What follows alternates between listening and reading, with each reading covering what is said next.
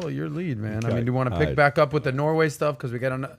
Because Norway's Okay, here. now we're live. Okay, Sales we are. orders. By the way, we are officially live. We are live. What is this? 39 episode? Yep. Yeah. Are we live or no? You're pointing fingers at us. Okay, we're good. Bring it in. Don't worry about it. Bring it in. Okay, so listen. Very interesting start to the morning Weird morning, today. baby. Yes, Crazy very stuff. It's a weird interesting. morning. Say hello to everybody. There you go. What's your name? Tell us. Tell them who you are. Brandon, do video edits. Okay, good. There You you had to go. think All about right, it. You so, had to think okay. about it. This is a double. So very, Fresca very for Pat. weird morning for us today. Elaborate. What's happened over the last half hour? I think Why it's fair so to weird? say I had the worst egg whites of my life ever. That Mickey brought. It's not something. I Better or don't- worse than yesterday? No. I mean, it's equally. That chicken, whoever that chicken was that gave birth to that egg white was horrible. That's the worst egg white I've ever had. Yeah. Every morning you do egg whites, yeah? If I'm at the office. You kind of give like a no. throw up in that- your mouth for that a egg, second that ago. egg white was legit terrible. Yeah. And then we had the Paul is wearing his Superman glasses. Clark Kent. It's rare. Paul, can you come and show your face real quick? Show that beautiful Come over mug here off. so people know. With his beard, the glasses. Guys, looking let like us know if he's got a kind of a seriously, Clark Kent seriously. vibe going on. He's got See what he got got. the full on. Take a look at the camera. There we Give go. him a smile. Yeah. Paul. Don't forget the key badge. No. He's got the seriously. He's got That the key Superman thing badge. going on. Paul Escarcega. Never leave without key badge. There you go, buddy. It's just been a weird morning. Yeah. Do we want to address the elephant in the room? You can address it if you want to. Where's address Mario? it. Where's Mario? Mario. Where are you? Mario, our faithful leader, Mario. demanding, Mario. sets the tone, sets the precedent. Demanding. Everybody be High here on standards. time. Just so you know, he's listening High right He now. better be. We miss you, Mario. Every morning we look to Mario for leadership. Mario, when you get in, just go to where you sit in the corner with us. No, listen. Let me tell you one thing about Mario. Mario's worked probably. I don't know. He's worked Harder than anyone. Oh, Let's it's not- get it's call an it what it is. understatement. For Yeah. how long now? God knows, right? 15 years straight. I mean, but no I'm days talking off. about specifically setting this Yeah. whole thing up. So we'll let him. When he gets in here, maybe Listen, he just wants to. everyone deserves a day off. Everybody. Mario just so happened to do it on the day that we were doing our big podcast where we have Kai. He's a leader. We love him. Listen, we look to him to steer the ship. To work in this environment, you have to have thick skin, or else it's going to be rough. Of It's a course. rough It'll environment. be a struggle. Specifically, Valuetainment. Specifically environment, Valuetainment, yeah, because Yeah. it's tough. This is, by the way, this was exactly how it was in the Army at our unit. If you were at our unit and you wanted to hang out with us on the weekend, you had thin skin. We were the worst people to hang out with. But if you had thick skin, we were part of the thick skin community, and we had a good time together. Anyways, we got a lot of things Let me to tell talk you, about. my first month at Valuetainment, cried in the corner for a month remember. straight. I'm like, I can't do this. I remember I had you Now, go. call Yeah, me he had anything second you thoughts. want, baby. Yes. Call me anything you well, want. let me read Yeah. what somebody said yesterday. Oh, we're Comment. gonna go there? No, Okay, I think it's important. To the 2% of the audience? No, this is actually 5%. 20% of the audience. Natalie June comments yesterday. we're this is naming so names off. now. We are this naming Well, names she like commented. Joe It's McCarthy. public. This is so off topic, but how is Adam single?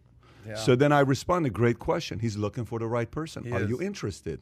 She says, I am single, and he's gorgeous, intelligent, and above all, he seems to have a big heart. He seems like such a great guy. I followed him on IG with the same photo. It's real, I swear. And then I would love to get to know him tonight. It is what it is. The rest of it is for you. Can I to be the decide. ring bearer? Yeah. Well, Okay. thank you, Natalie. Thank you for so Valuetainers out there for the it's good to love and know- respect. Well, you will see you at Flanagan's. See you at the Gecko. Go. People watch our podcast All right. they're like, what the hell is this Gecko stuff you're talking about? So first of all, to our friends in Plano, okay, I'm supposed to be in Texas next week for a meeting with Jose Gaitan, TG, all those guys, and then I'm going to Louisville to be with Sapalas, Vargas's, and everybody, which they're going to have.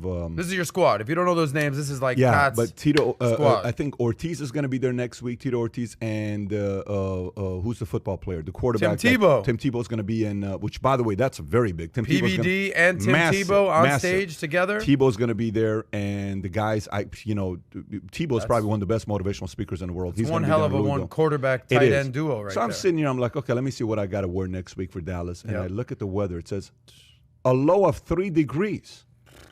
Okay, a low of 3 degrees. And Moral sends me, she says, no, you have it wrong. It's a low of 1 degree. Let me pull up a weather report. So I here, Kai. Let's went see what to we're working look with here, at the bro. coldest day ever in Plano. Yeah. It's -7 degrees. I say Plano, go for it. That's what I say. Break the record. Go break the record. Kind of like us and the Lego Let's stuff. go to Let's break minus it. 8. First two. Yeah, two.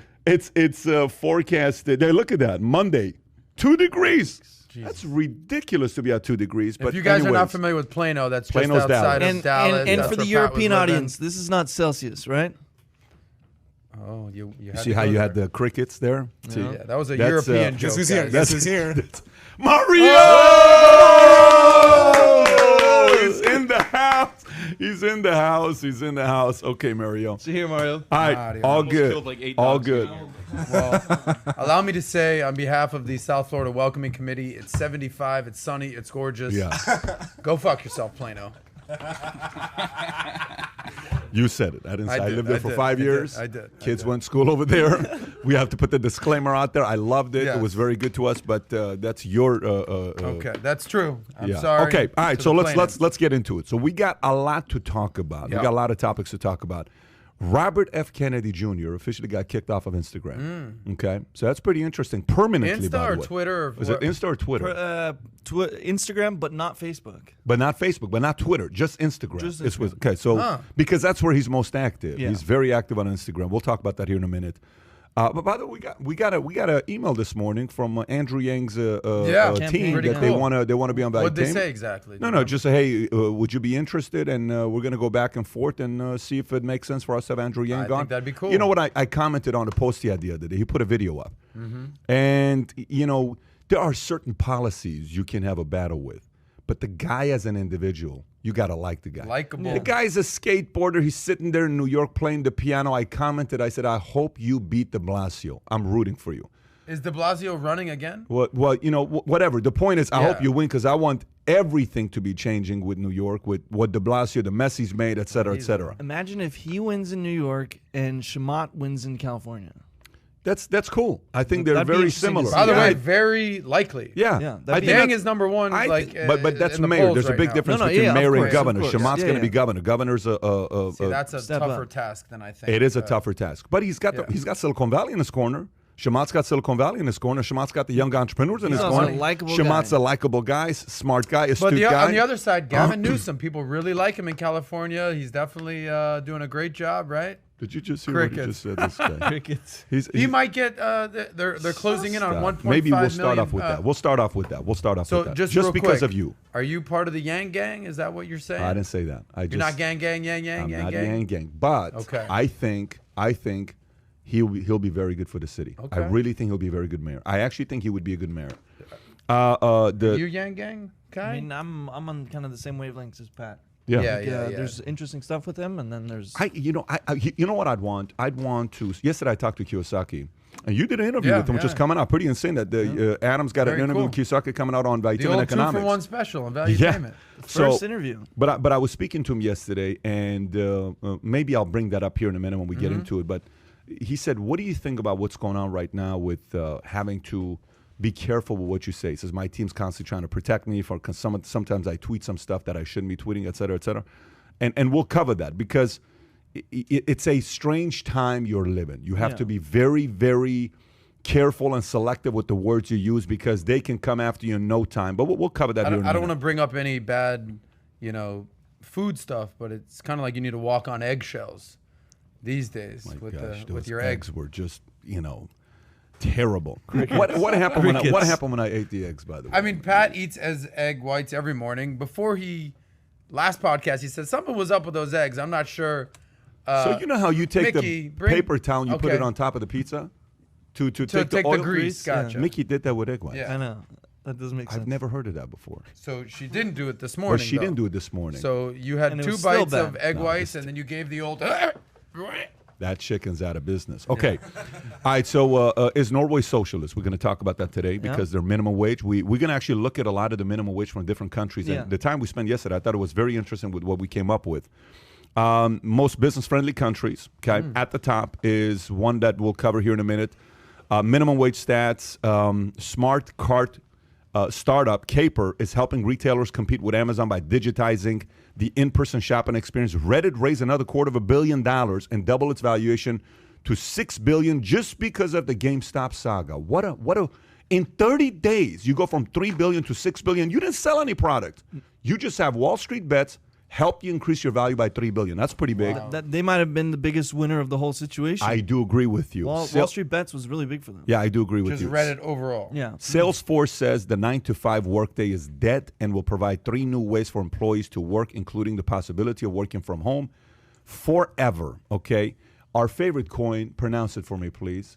Dogecoin goes viral. Has the crypto market lost all sanity? And the CEO made comments himself that we'll cover in a minute. Half of GameStop buyers are first-time traders, never have traded before. We'll cover that. The battery, Kai's got extensive research that he's done on battery and the market, the history of battery. We'll get into that as well. U.S. stock is a bubble. New York allowing indoor sports. This is a good sign at a certain capacity, and they have certain restrictions. AOC says it was a mistake that Biden doesn't pay off the student loan debt of $50,000.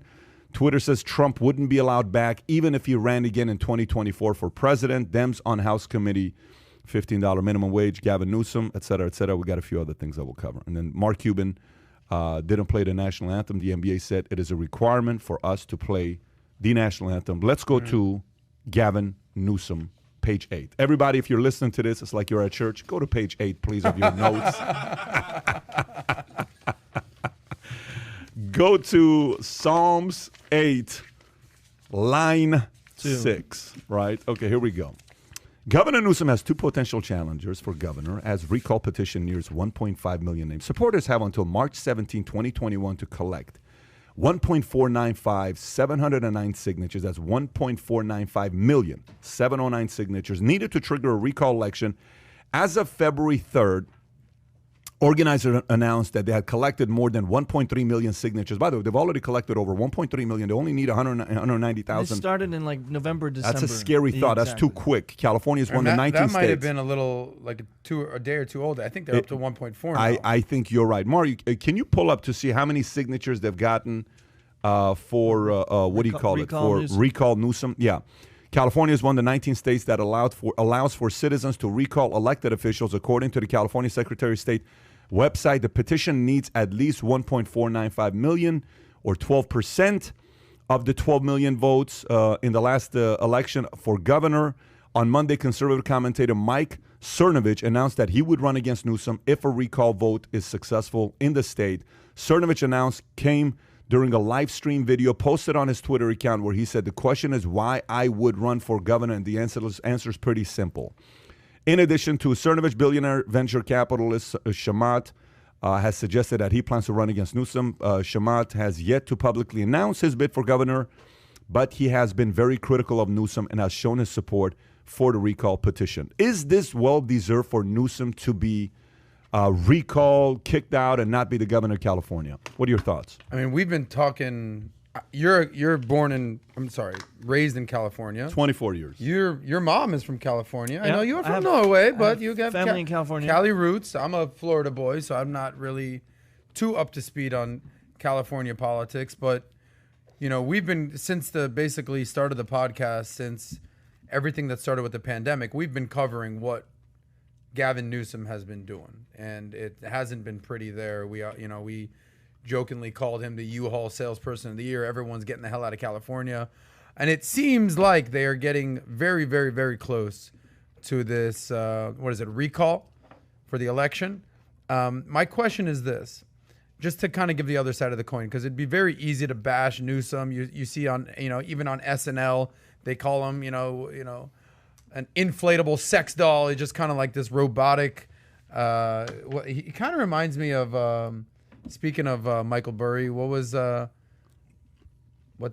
plays Michael Burry in the movie? Christian Bale. Christian Bale's character in help me out here, American Psycho, with the hair gel, kind of has that vibe going on. You tell me. But where I want to go is this: I can see that.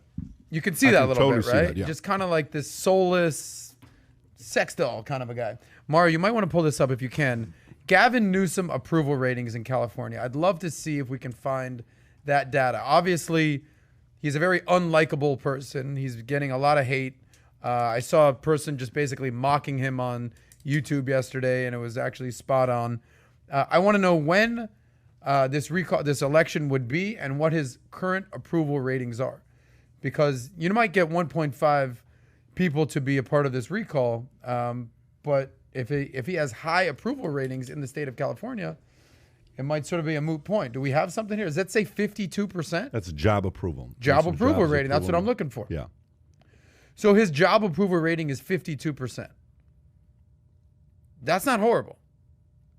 Bill de Blasio's is way lower than that in New York. So, I mean, Surprising.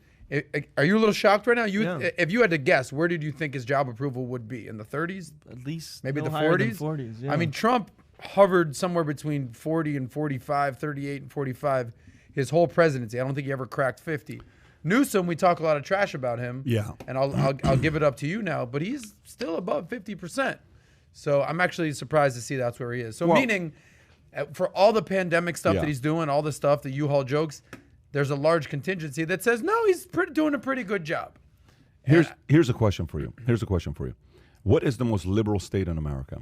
Boom, you got it, Cali. Maybe Boston, maybe Massachusetts, maybe Hawaii, California. California is probably the most liberal state in America. Okay, think about San Francisco. Yeah. Think about lots of areas in LA. Think about Santa Monica. Think about California's the most liberal state. But in America. not way up north, right? I mean, that's when it gets a little bit more conservative. That's also rural. But that's a different or even story. closer to the east side of the state, near Nevada. I agree, what have you. but it's probably the most liberal. It's the highest taxes in America. Number one, New York is I think number 8. The best taxes in America is Tennessee. But so if California was a country, California wouldn't be America. If California was a country, California would be France. California would be a more liberal politically, which means 50% rating is not surprising to me, because it's like, yeah, that's the country where most of them want more social programs. Most of them want more of somebody on that side. So yes, of course, it would be a 50%. You're not surprised by the 50%. Zero. That doesn't do anything for me. That doesn't do anything for me. All it does is a simple thing. Look, right here, there's a guy last year, right, this community right across, it's called Royal Palm. Yeah. Literally 200 yards from us, right? Royal Palm. Okay, one guy, his name is David, I believe. Do you know how much he sold in the last 12 months in Royal Palm? How much real estate? I showed it to you. Yeah, you said he sold like $700 $250 million. No. Crazy. Can you grab the brochure out of my office? It's the big blue brochure in my office. You can go to Sam. Grab the big blue brochure out of my office. It's going to be a nice advertisement for him. Big blue brochure out of my office that has Royal Palm properties. You'll see it. He was the guy in Royal Palm. $737 million of homes sold in one community. Wow. In one community. In 1 year. In 1 year. In 12 months. Okay, in 12 months, in 1 year, almost everybody you run into here, when you talk to them, how you doing? How you doing? You know, so where are you from? Jersey. Where are you from? New York. Where are you from? Yeah. Why? Why would I stay in New York? I love New York, but why would I stay there? New York's the only place I go to for vacation. Okay, here it is. This is thank you. This is the Royal Palm community. I'm hoping I said the number right. Okay, I don't know if I got the name right. Yeah, you got it. Yep, his name is David. Okay, how much did he sell? $737 million from January 1st to December 31st. Okay, we're talking about in a 2-year period, he sold $737 million. Why? People are leaving. They're leaving New York to come here. Okay, people are leaving California. You go to Texas, how many people were your neighbors when you talked to? Where are you from? California. Where are you from? California. Where are you from? California. There are people that don't want to leave California. Yeah. There are people that just want to make sure California improves. There are people that are so deep-rooted, they're like, listen, man, I don't want to leave this place. I want to stay here. I just don't want this guy to be my governor. And I want policies to change. There is that community that's sick of it, right? You know, out of the 1.4 million votes that he got for the recall, a third are moderate Democrats. We talked about it last time. And it's getting very close. If it's getting to this point here that this is going to be taking place, it wouldn't be a nice thing for him to take place, because many of the Democrats, when they're looking at their lineup of who could be the potential future president, he's on that list. He's on a list of a future president. Just so you know. Oh, absolutely. He's on the list. Are you kidding me? He's on a top 5. He's on a short list of somebody that could be. He looks like it. He has, California. He has got that raspy voice. He's a very gruff voice. But he's a track. You ever see him giving the answers, the way he talks? Like he's polished. He knows the game. He's been in the game. He looks the part. He looks the part, but he talks. The whole game he knows, right? He's a politician. He's a politician. I don't know if this is going to be a good look for him if he ever runs for office.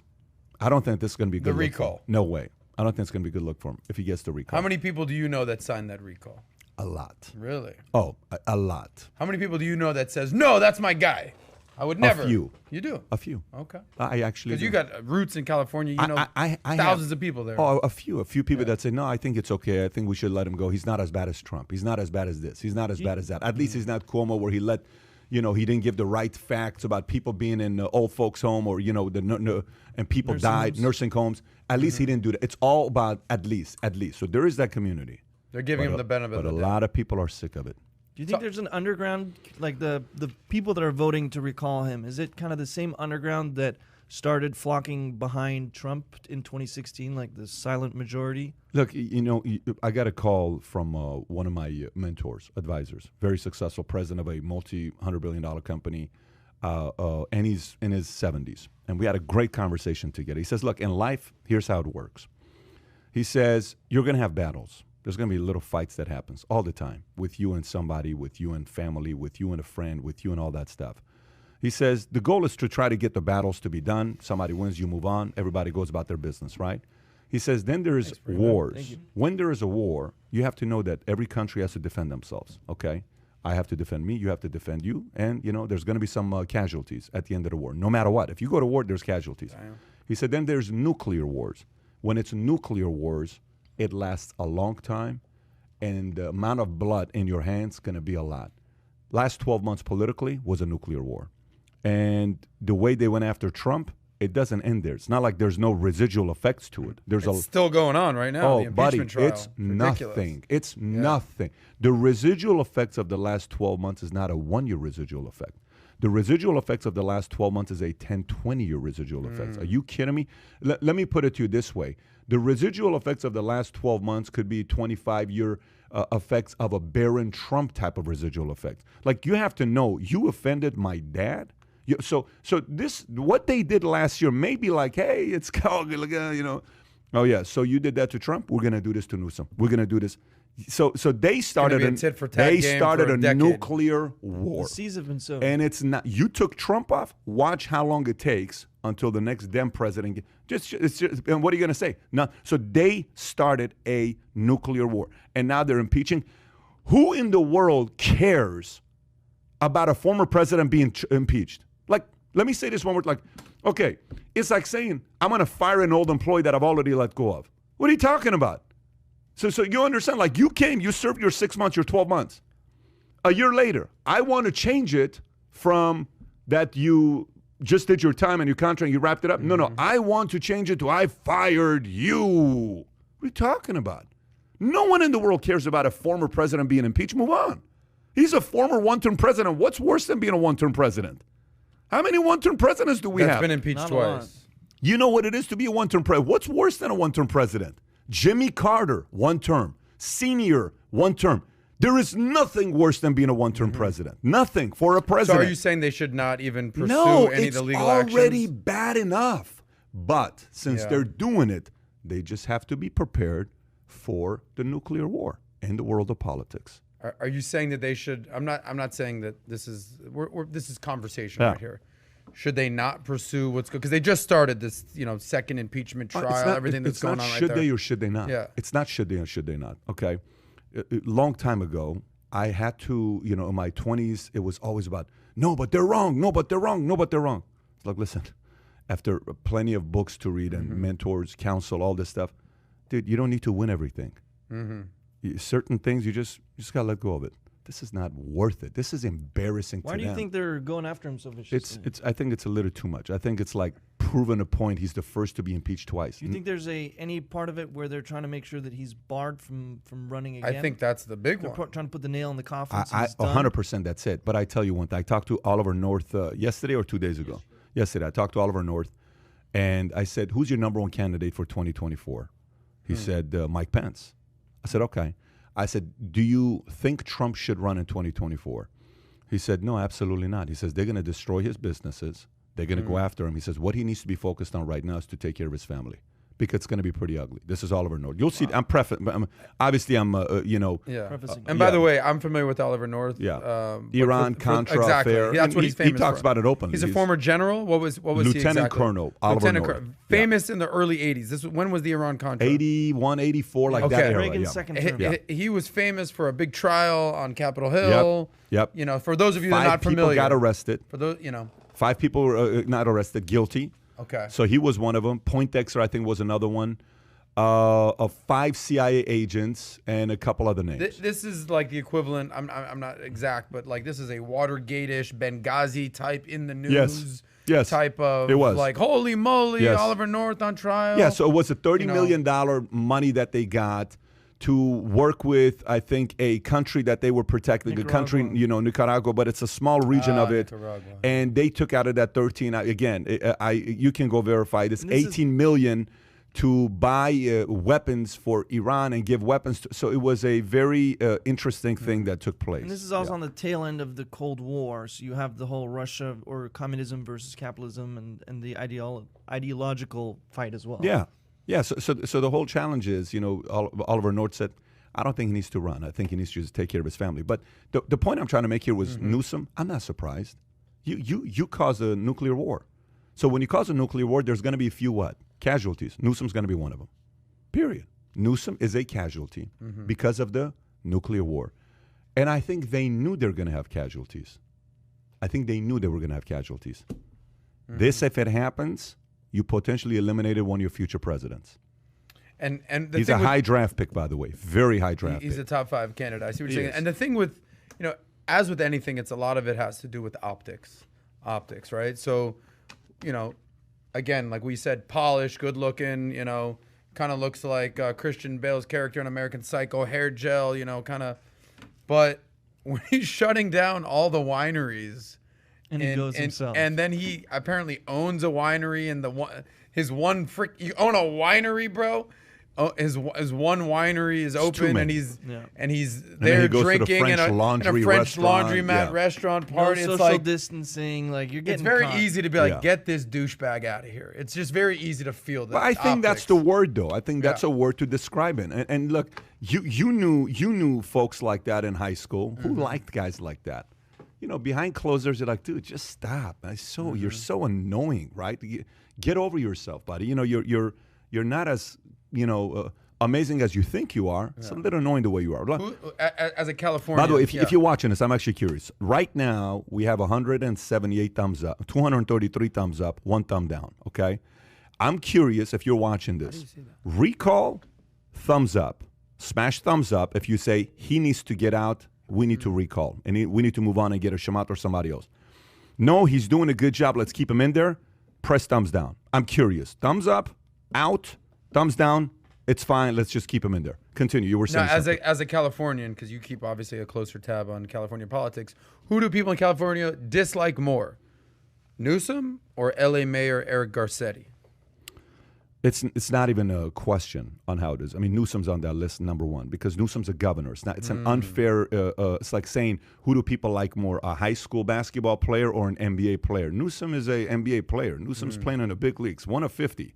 How many mayors you got in America? Of course, it's a bigger mayor. Mayor of LA. I get it, but Yeah. Garcetti, Bloomberg, you know, it's And I also no, think, it's I also Newsom. think- It's not even close. It's No, Newsom. no. Okay, I also gotcha. think the influence, like Newsom probably influences Garcetti more than Garcetti influences. I agree. Yeah, I agree. And by the way, Newsom.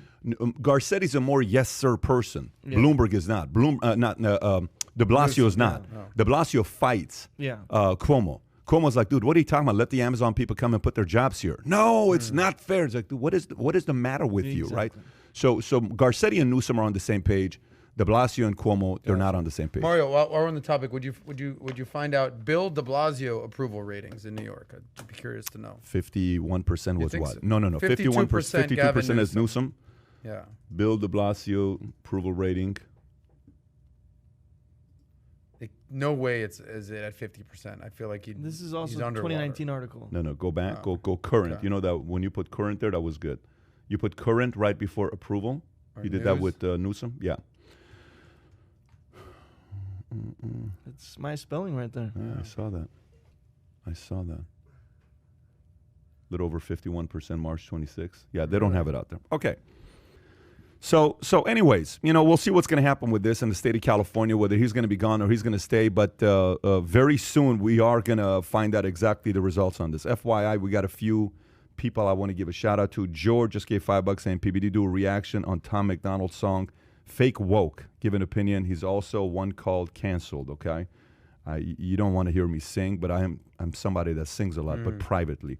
Welcome to Mark Savant Media. Welcome to South Florida, PBDM fam. Have you started playing the Clubhouse yet? It's the future talk radio. Would love to have you in one of the rooms. Honestly, I'm on Clubhouse, but I've not done a single room on Clubhouse. I'd be interested in knowing. Yeah, what's we ought to going do on one. Club- We ought to yeah, do one. I hear a lot about it. Yes. We haven't done anything with Nicole Cirino, recall Gavin Newsom signed the petition. Rand Paul, Tulsi Gabbard 2024.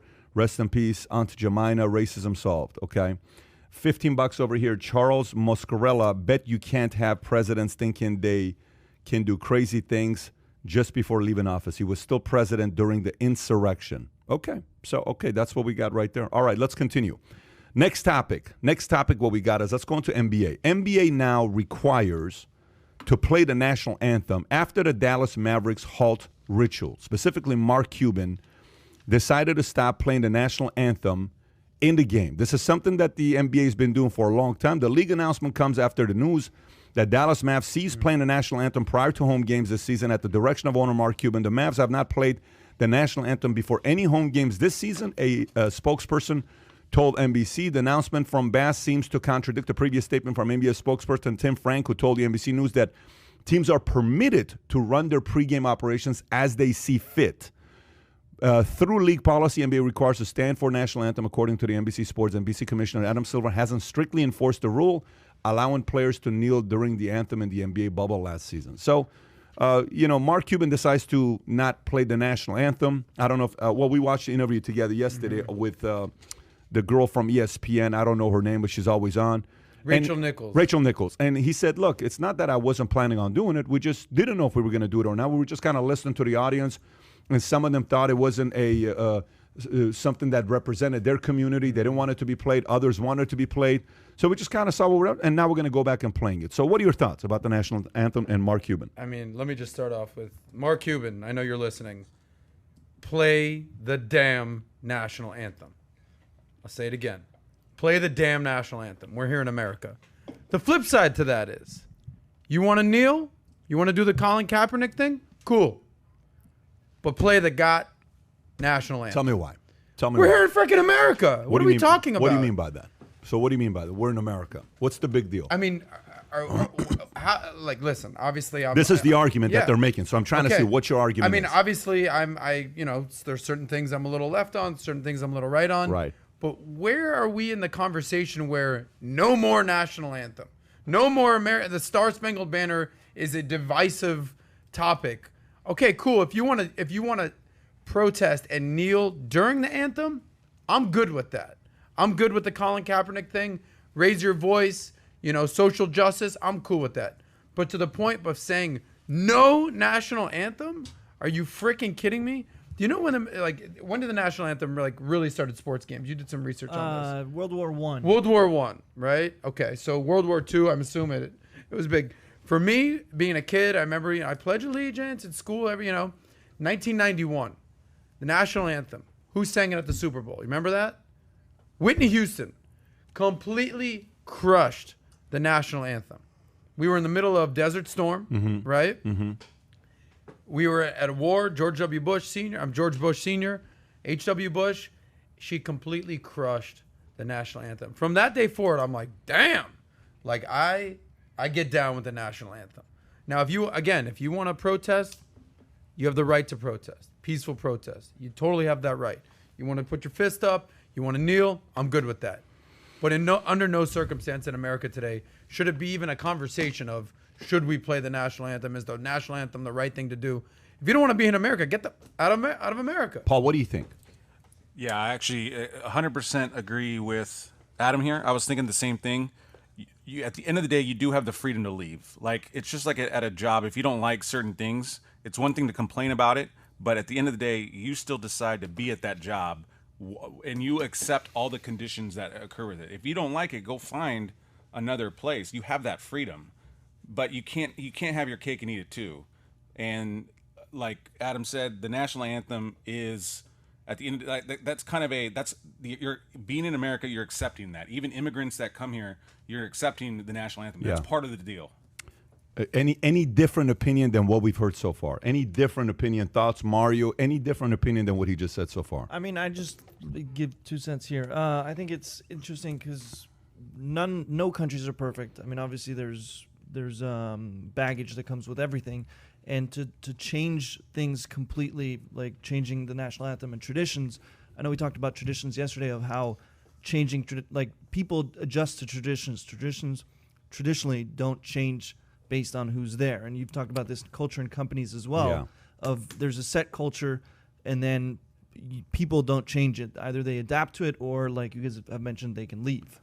You know, here's what I would say with this. So what you said, everybody, what you're saying here is, 9 years ago, I'm at Malibu at this one private meeting that was taking place, and Prager was there.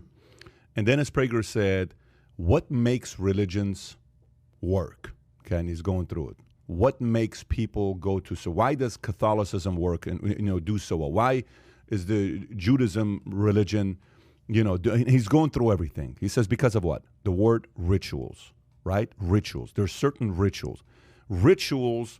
I'm a Christian, but I would go. I prefer to pray in Catholic church. I think I told you guys this. I like to pray in Catholic church, even though I'm a Christian. Some people say you're out of your mind. Why do you want to do that? That's me. I prefer to pray at a Catholic church because to me, I feel a little bit more. It's different to me when I go there. When you go to a Catholic church, there's so many rituals. Christians don't have that many rituals, if you think about it. Non-denominational evangelical, not that many rituals. Judaism, lots of rituals. Lots of rituals. Christians have rituals, don't get me wrong, but not at the level of. So then you bring it back and you say, okay, America. Mario, when we came here, Mario was staying with us for the first couple days, more like 20 days. But, he stayed with us here for the first couple weeks, and he's got a nice place now right here, beautiful place he's staying at right next to Key Palm. He loves his new bed, by the way. Yeah, I bet he does. So for about a week, Mario, what song did you hear me listen to for hours? Amazing Grace. How many times did you hear me listen to it? Honestly. On repeat, a couple hours every night. Every night, couple hours. No joke. That was your go-to song every night. Even at dinner. And what happened every time I listened to it? You get emotional. You have no idea how emotional I get. Listen to that song. No, but there's a specific song. There's a specific person. Anyways, there's a playlist. I listen to it, right? Okay. And, it kind of gets me to think about how lucky I am, incredible life I have, all the screw-ups in life, all the dumb stuff I've done, and I'm still forgiven. I still have the life that I have, and you've still been giving me the life that I'm living today. I'm the luckiest man alive, right? So, national anthem. What's the national anthem? Star Spangled Banner. The greatest country in the world fought for this. People that came before us, they did what they did, and we have the ability to sit here, and we're going to forget about that? And you don't want to play just because you don't want to play because people are offended? Okay. So he said the reason why we didn't want to do it is because certain people in our community didn't want to hear the national anthem. Dallas. Let me get this straight. In Dallas, Texas? Yeah. Who did that poll? Who did that market research? Yeah. You know how sometimes my employees would come to me and, salespeople would come to me and say, a lot of people are not happy with this. Really? Name me one. They said, really, give me how many people they are. And then it's always John and Bob. Oh, okay, so it's two people. So don't say they. Right. It's two people. How many agents do we have? 18,000. If two people say it, we can't sit there for two people, So you're living in Dallas. Most people in Dallas are what? Love America, conservative, hardworking, entrepreneurs, business owners. Your ticket prices are not $5. If you are listening to a community that you said they don't want the national anthem to be played, what is the average income of that community? Let's do the numbers. Why don't you make your ticket prices? Why don't you make your ticket prices available to that community? Why don't you make your ticket prices $10? Why do you have ticket prices so expensive? If it's so much about the community, stop selling $100 tickets, $200 tickets, $500. If you're so concerned about the community, but if somebody's buying a $500 ticket to come watch your game, $200 ticket to watch your game, for two, I'm taking my kid, and I do that once a year and twice a year.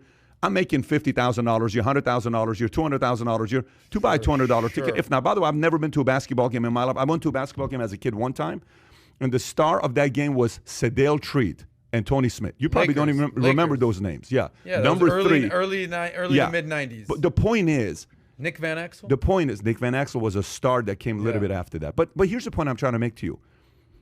If you say your community doesn't want the national anthem to be played, show us the report. What percentage of your community doesn't want to play it? Because let's just say that number is 10%. Yeah. Say that number is 20%.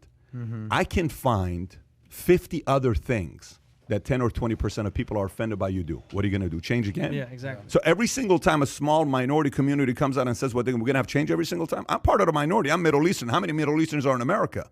I'm Assyrian. I'm part of the minority community. I don't have a 4-year degree. I don't have a 2-year degree. I am a minority. I came to the States, green card, got my citizenship a day after I was in the military. What are you going to do? Everything I complain about, you're going to say, oh my gosh, Patrick's upset? No. You have to work my way up, have a voice, get my, okay. So, I don't know. Look, there's two different types of people. You know, people compare him and Trump together on, you know, Mark Cuban and Trump and all this other stuff. By the way, yesterday you asked me questions. If Cuban ever ran, would you vote for him? What I tell you? Depends who he he's runs running against. And And who- I gave you the roster. What did I say? I said, what if he ran against Bernie? You'd said Cuban. If he ran against Biden, you'd say Cuban. all If- day. If he ran against Trump, you said, I don't know what you said. No, you didn't ask Trump. You said you said Pence. Ted You Cruz. said you said Pence. Oh, Ted Cruz is where you kind of were. I said I would be a little bit Yeah. in the middle because Cuban at least understands business, but the difference is the following. What concerns me, he's obviously another future candidate that wants to be a business. It's a movement right now of entrepreneurs becoming president. You respect Cuban. Oh, but there's things you don't. How do you not agree with. How do you not respect the guy? Okay. First of all, how do you not respect the guy? You go to Indiana University. The guy's a ridiculous numbers guy, an incredible sales guy, learns to use his numbers and sales together, becomes a billionaire, buys the Mavs, brings the first championship. Like, there is no, I don't respect the guy. I disagree with his assessment of this situation. That's all it is. It's not. There's no. I don't respect the guy for what he's done in his life. He's created a lot of jobs. He's brought a lot of different things that he's done. But I don't know. I just think we have to. This whole cancel culture, if it changes the rituals and what America stands for, we're going to lose our values and principles. Then America's no longer America. No. Because America's just a land. What is America founded on? If it is, let's just kind of keep reminding ourselves that this is what America's on. Sometimes we need, and you know what affirmation is? Affirmation is what? Hearing the same thing, over and over and over again. I had an affirmation list with 30 affirmations. People would come to my house, friends of mine would come to my house, they'd be sitting in this place, or they'd take the affirmation, they'd go to the bathroom, they'd say, Pat, you got all these laminated stuff on the wall. They would read it. They're like, man, I'm fired up because I had these affirmations. And I can tell you some of the affirmations till today. We have to listen to national anthem. It's an affirmation. Yeah. It's an affirmation. It's who we are. It's who we are, and we listen to it over and over and over and over. My favorite service of the year is Christmas. You go to Christmas, you hear this story. At the end, Dudley would put up the candles. He had one at the front. All of us would walk up. We would light up our small candle. Then we'd go in our community. Then we'd light up whoever's around us, 5, 10, 15 people. And all of a sudden, you got 5,000 people with candle. They would turn off the lights. He would say, hold it like this. Don't let the candle drop on the floor, et cetera, et cetera. And you would look at it like, man, this is awesome. Every year, you would go to, you're like, so freaking amazing. Ritual. It's a ritual. It's a reminder. One person can light up a country and inspire them. So I don't know if this is a good thing he's doing himself. I'm glad the NBA took their position, by the way. Phenomenal job. Shout out kudos to Adam the Silver NBA. being Yeah, like, kudos "No, to we're the gonna do NBA for this, taking buddy." that position. So It seems to just use the Cuban-Trump analogy, and this is one of the things that always frustrated me of Trump, and this is what Cuban's doing right now. It's the people are saying, they're saying, yeah. people are saying, Yeah. and I got to give credit. I don't remember the interview that Jonathan Swan, I think he's British, not British, New Zealand or Australian reporter. He sat down and did the one-on-one. He says, "Who's saying? Tell me who's saying. Yeah. Tell me who's saying what people are saying." It's so like I love what you said. And it Who's they? Who's they? Well, Yeah. Bob and John. Okay, so two people are saying. So that's what people are saying. Yeah. But by the Who way, did the research on that? We all do Yeah. it. When do we use that? When we're cornered. Yeah. When Yeah. You're, when you're Well, trying to I cover- heard. Yeah, but we all I heard we all do people are that. saying, But when we from do what I that, hear- Yeah. we can still be held accountable. Yeah. Also, And if you have an argument, guess what? Then you say, "Here's who said it." Okay, Yeah. fair. I didn't know. then let's talk about it, right? But if you say, people in our community are not happy, what percentage of your people in your community, who is upset about the national anthem? According to Such a easy way to BS your way out of a I'm topic. not a fan of that. People are saying also the way in the interview how he put it of, we didn't decide, we're kind of just seeing how it goes, but now we'll go back to it. It was very safe answer of of not trying to play or take a stance. That's why he could be a president one day. But diplomatic. I think also yesterday on the interview with Adam and Robert, Robert was mentioning that a lot of people don't have financial education. At the same time, I think a lot of people don't know the meaning of the United States flag, or what we have done. I mean, I come from Colombia originally, so for me being here, every time, even that I'm not an American U.S. citizen born here, I always stand up and give my respect to the flag just because all the great things that I have gotten for coming to America. So I just think that a lot of U.S. citizens in high school, I went to high school here in the United States, college, they don't teach us the value of what United States of America means. Yeah, and this is a guy that, he fought to come here from, at what age did you come here from, 14 years old? 14. 14 years old. You got your bachelor's degree? Yes. On your own dime. Who paid for it? I was working 40, 60 hours a week while going to school. And what degree did you get? Bachelor's in what? I have a bachelor's in accounting and a bachelor's in corporate finance. How old were you when you got the bachelor's in those two? I finished at 21.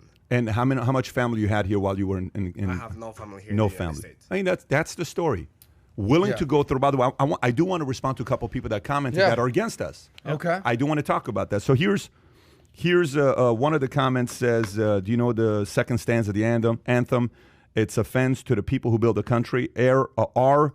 Stothart. I'm going to come back to you because you had another comment as well. Adam, I don't agree with you politically, but I listened to your financial videos and wanted to say thanks for sharing your wisdom. Matthew Elliott. Okay, thank you. Chris Hunter. Pat, what are your thoughts on General fired from Mandalorian? Also, what are your thoughts on Brian Rose running for mayor of London? I support Brian. I sent him a message. I said, Brian, I wish you nothing but the best. Him and I communicated. That's Chris Hunter, but this is the question.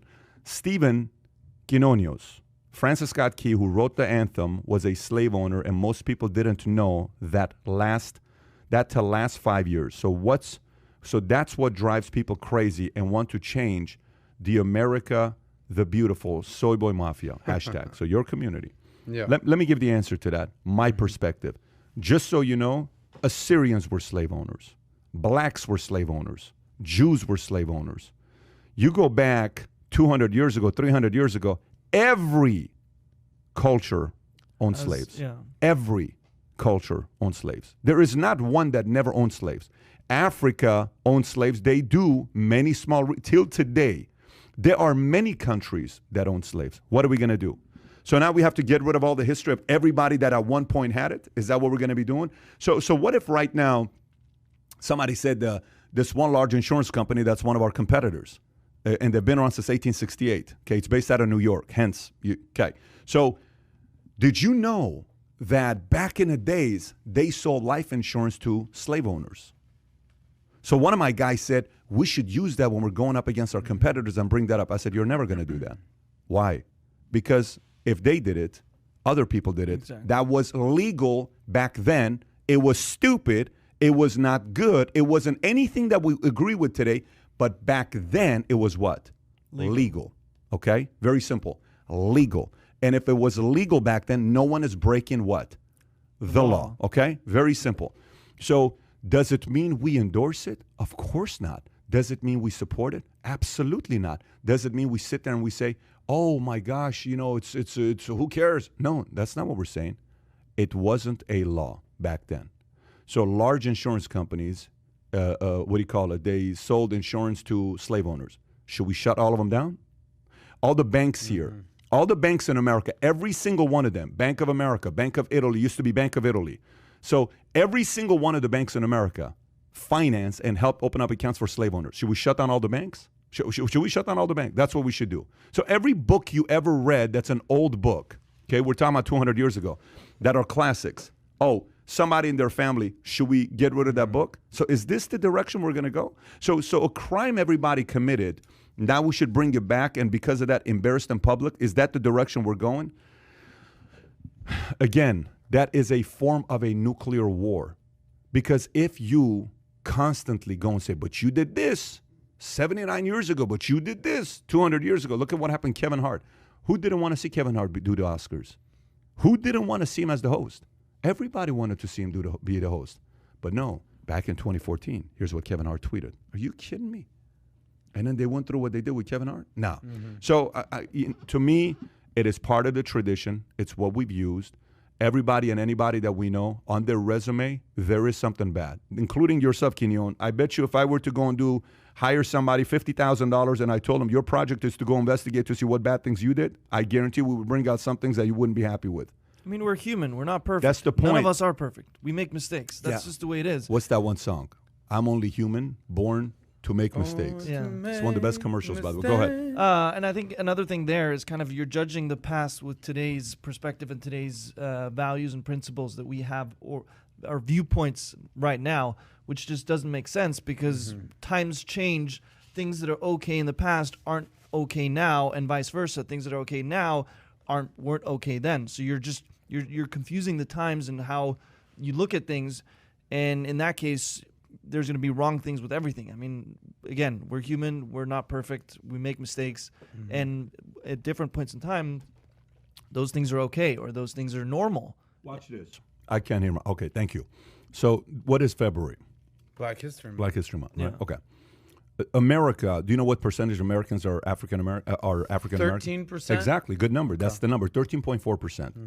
Do you know what percentage of our company are African American out of our 18,000? 30% maybe? 22%. Between 20 to 22%. 50% Latino? 50% Latino, 20 to 20% African American, right? Okay. 20% white? Where we at? You guys are up there, but Okay. you're like top 5. No, not you guys. But it's top 5. But here's the point I'm trying to make to you. Does this mean that we don't have, 50% of the company to be white, that we're racist against? Like, you understand what I'm saying? Like, what are you going to do every time? You're racist against somebody. Every company, like, but this month is Black History Month. So the teacher asks my son, which character do you want to write a report about for Black History Month at the school that he's going to? So him and my wife are having a conversation together. And my son says, because my son has read a lot of books on Martin Luther King. Any book I get that I can give him on Martin Luther King, Tico. I want him to read it. So he says, I want to write about Martin Luther King. Jen says, why don't you try somebody else? Because everybody else is doing Martin Luther King. He says, okay. He comes back. He says, you know what, Mom? I want to do it on Rosa Parks. He said this yesterday. He said, okay, son. So he's doing his report on Rosa Parks. How does he know about Rosa Parks? He's read multiple books on Rosa Parks. Why? Because we want to teach him the history of America. We don't sit there and say, don't read this, don't read this, Read this. Here's what happened. The good and the bad. Dude, I went and seen the real bus of Rosa Parks. I went to the bus where it was in Dearborn. It's in Ford Museum. Eric and I drove, as we were driving here, and he gave me a lot of crap for this, was because we were driving through Alabama, and I saw we were about to pass Montgomery, and then Selma was further south. So I was like, let's just drive through Selma and Pete something bridge, where the famous bridge where they marched over it. We drove over it and kind of just checked out the area. So absolutely, there's a lot you can learn, and there's a lot you have to kind of know of it to not repeat the mistakes. What's the quote? Those who don't read history repeat history. Yep. Adam. I think even just what we're doing right now, you're giving your perspective, you're giving your perspective, I'm giving my perspective. We all have different perspectives. It's important. I'm not saying you're 100% right, you're 100% wrong. It's important to talk things out. One thing that stands out to me, even on the podcast, I remember when we were during the middle of all the protests, George Floyd, they were going down and removing a lot of the Confederate statues, ruining them all. And you asked me a question, should the Confederate statues be removed? And listen, no fan of Confederacy whatsoever, like not even close. And I give a very emotional response. And I hell yeah, take them down, get the hell out of here. And people are like, well, what do you mean take them down? I'm like, get them out, fuck them, da da da da. And then after cooler heads prevailed, I listened to some other perspectives. I rethought my perspective. I reanalyzed my stance of this. I said, you know what? They should go in a museum for history. If you want to learn, there's a Confederate museum over there. We can't cancel the past. We can learn from it. If you don't learn from history, you're destined to repeat it. So I remember on another podcast, I gave I reformed my answer, and I said, well, I thought about it, and I'd like to reverse course, and I don't think they should just remove everything, but I don't think it should be out there in the public to be grandstanded on. Like these people weren't heroes. At the end of the day, they were traitors, but it is part of our history. So put it in a museum. If you want to learn about it, go for it. So what's important is to have a conversation, to hear your thoughts, to hear my thoughts, to hear the BLM social justice thoughts, to hear why, the South will rise again, hear their perspective, talk it out. I did an interview with Daryl Davis. The most important thing you can do is respect somebody's opinion and be willing to listen. You might disagree, but hear them out. And when you can talk to somebody and you can have an open dialogue, that's where you'll find some compromise in the middle. The cancel culture, get out, you're out, go up. But that's where we are, though. That's where we are. It's a very dangerous, slippery slope. Unfortunately, that's where we are. So Yeah. I told Robert Kiyosaki, I said, we are living in the walking on eggshell society. This is the walking on eggshell era. dangerous. Robert F. Kennedy just got canceled off of Instagram. If you want to put him up, permanent ban. Robert all the way to the right. I see Robert, Mario all the way up to the right. The link, there you go. Yep, right there. Click on that. Okay, so Instagram on Wednesday took down the account of controversial anti-vaccine activist Robert F. Kennedy. We removed this account for repeatedly sharing debunked claims about the coronavirus or vaccine. Spokesperson for Facebook, which owns Instagram, said in a statement, Kennedy, the son of the late former U.S. Attorney General, U.S. Senator, and presidential candidate Robert F. Kennedy, has repeatedly spoken out against the vaccine. He has lobbied Congress to give parents exemptions from state requirements that mandate their vaccine their children. Look what an insane sentence that is. He has lobbied Congress to give parents exemptions from state requirements that mandate they vaccinate their children. That's supposed to be controversial. Let me read it one more time. Like, It's horrible. That's supposed to be controversial. He lobbied Congress to give parents exemptions from state requirements that mandate they vaccinate their children. Mandate. Horrible. That's supposed to be like a... Read the next sentence, though. The lifelong Democrat downplays his anti-vaccine views, though, by saying that he is actually in favor of safe vaccines and noting that all of his children have been vaccinated. There you go. Kennedy's Facebook page, with more than 300,000 followers, was still active at the time of the publication. The company spokesperson said that there were no plans to take down the page at this time. Children's Health Defense, the nonprofit group Kennedy chairs that expresses skepticism about the health benefits of vaccines, said it could not immediately comment on Instagram actions. Facebook has struggled for years to crack down.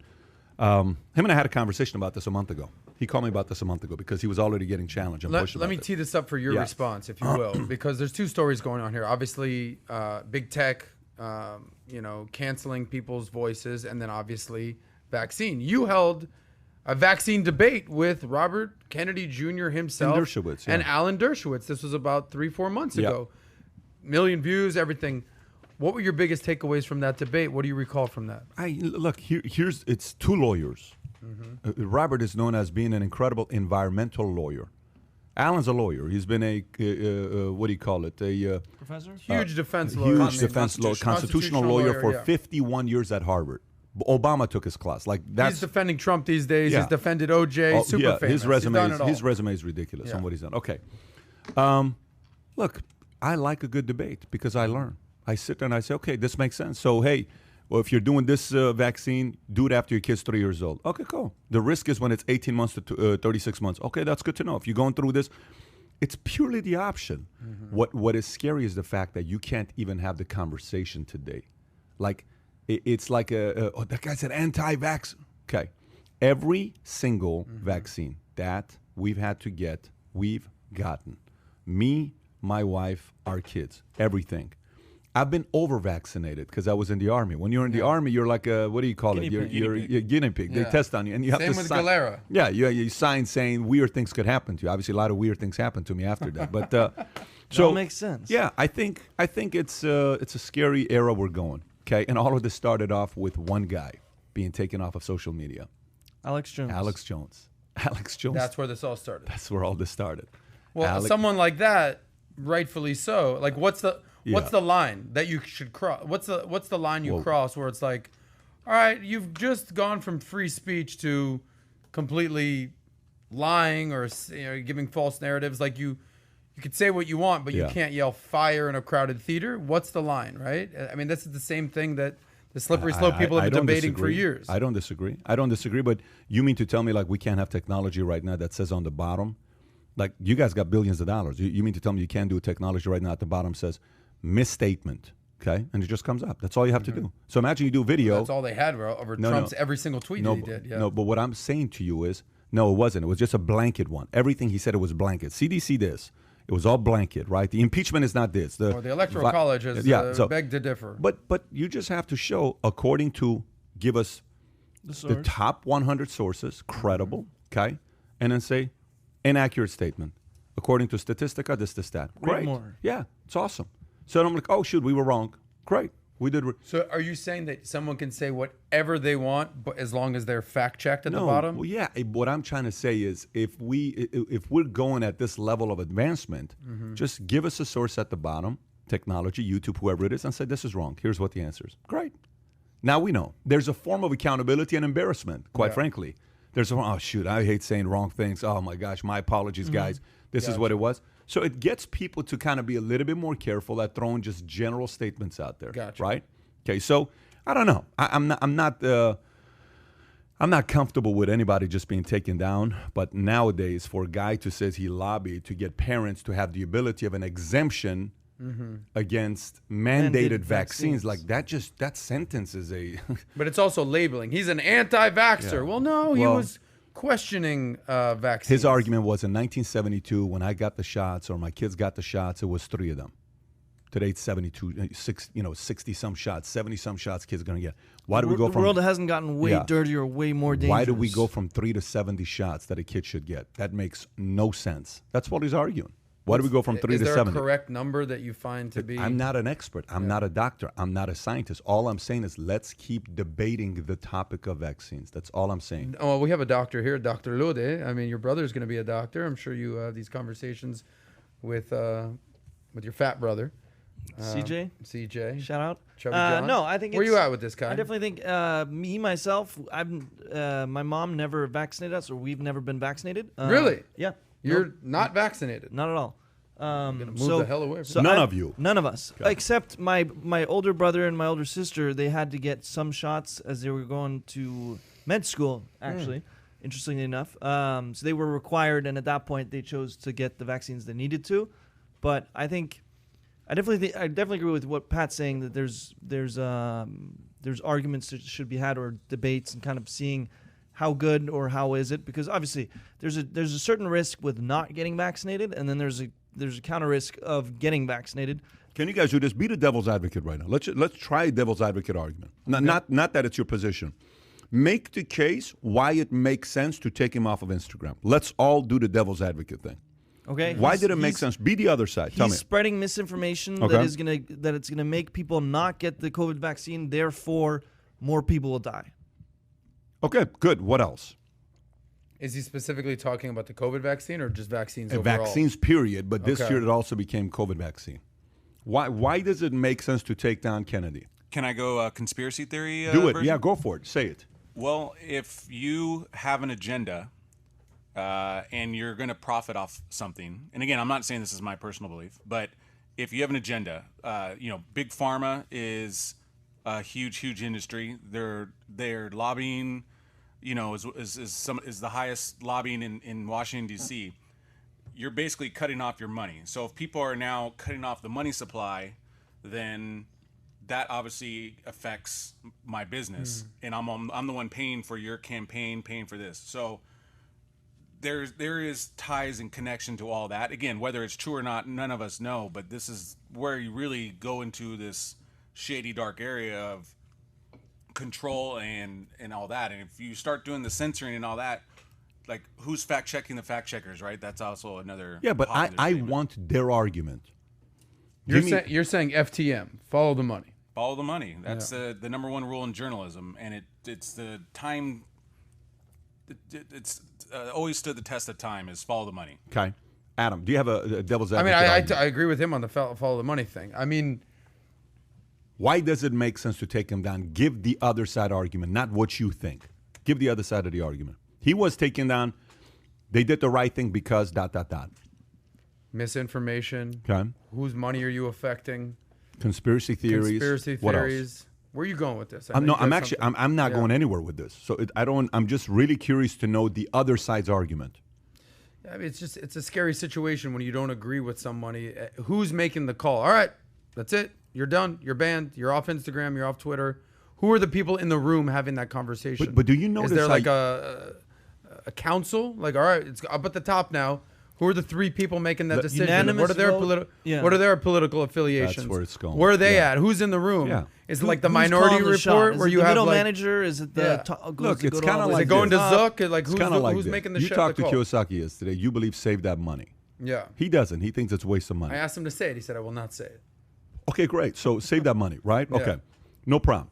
So if you were to say, make the argument for the other side, cash is trash. Yeah, Make the yeah. argument why cash is king. We can do that. Yeah. Why are they? Give me an argument. You're in the boardroom. We have to take them down. Why? Because of that. What is it? Okay. So you're stuck. What is it? Is it just misinformation and conspiracy theory?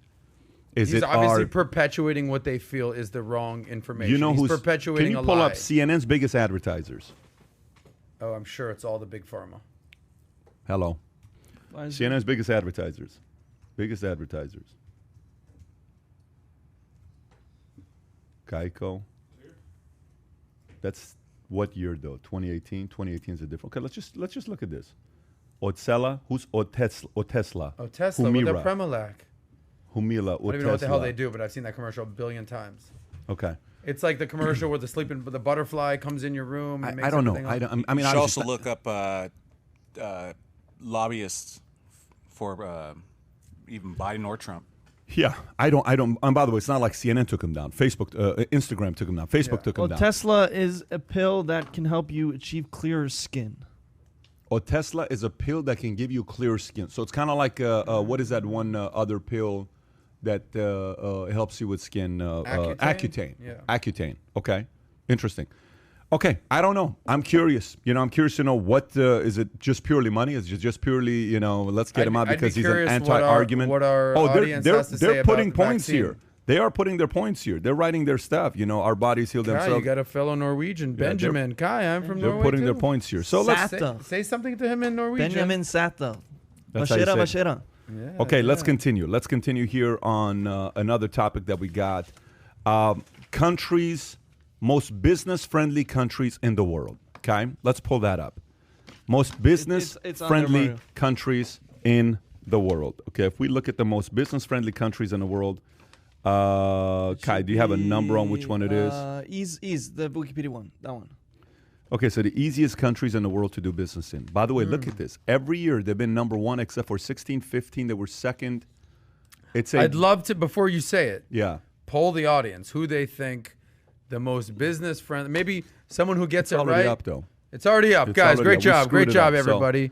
It's already up. But, They but can't t- see that screen though. Yeah, Yeah, they maybe can. they can. Take a look at they this. can see it. They can So, see it. by the way, look at this. Let the cat out the Singapore. bag. Singapore was number one for like 10 years straight. Do you see that? Do you see Yeah. the Singapore run? And now it's been 7 New through Zealand the last 16. 4 years. Yeah. So it's a dogfight between two people. New Zealand and countries. Singapore. New Zealand and who was the other one with that? Yeah, it's really only two people. And Hong Kong is, top 3, top 4. They're Hong doing their Kong, thing. Denmark, South Korea. U.S. is number 6. United States is consistently in the top 5. However, give or take. look at the ranking. It used to be number 3. Yeah. Mm-hmm. So it went from 3 to 4 to 5 to 4 to 7 to 8 to 6 to 8 to 6. Okay, so it was a little bit higher. Went to 7 last year of Obama. Went to 8 first year of Trump. Okay, then it dropped off to 6, then 8, then 6. So that's regulation right there. Okay, Georgia. Why would Wow, look at Georgia. It went from 100 Yes. in 2006 to What a jump. 6th and 7th place. That's a big jump. That's Something's- reform, right? That's there. reform, and that's a government change. In Yeah. UK, about the same place. They used to be 4th in 2011. Now it's 8th. Norway used to be 5th. Now 9th. Used to be 11th. So relatively around the top 10 is where they Yeah. are. Norway. look at China.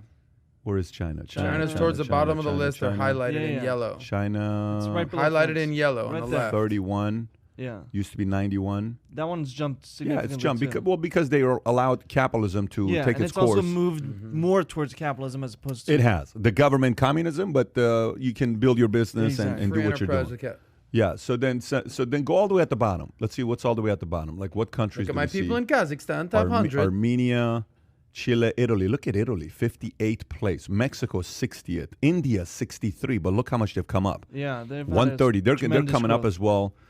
Keep going a little lower, Qatar Mario. doing Let's see well. what we see right there. Qatar, Greece, 79th. Wow. Go lower. See if anything stands out at the bottom with nations that we know about. Guatemala's making a vertical Guatemala, Mario. You guys are doing good. From What's up to 118 my to 90. Guatemalan people? What are you doing in America, Oye, man? mi It's gente like- en Guatemala. keep going. Brazil, 124.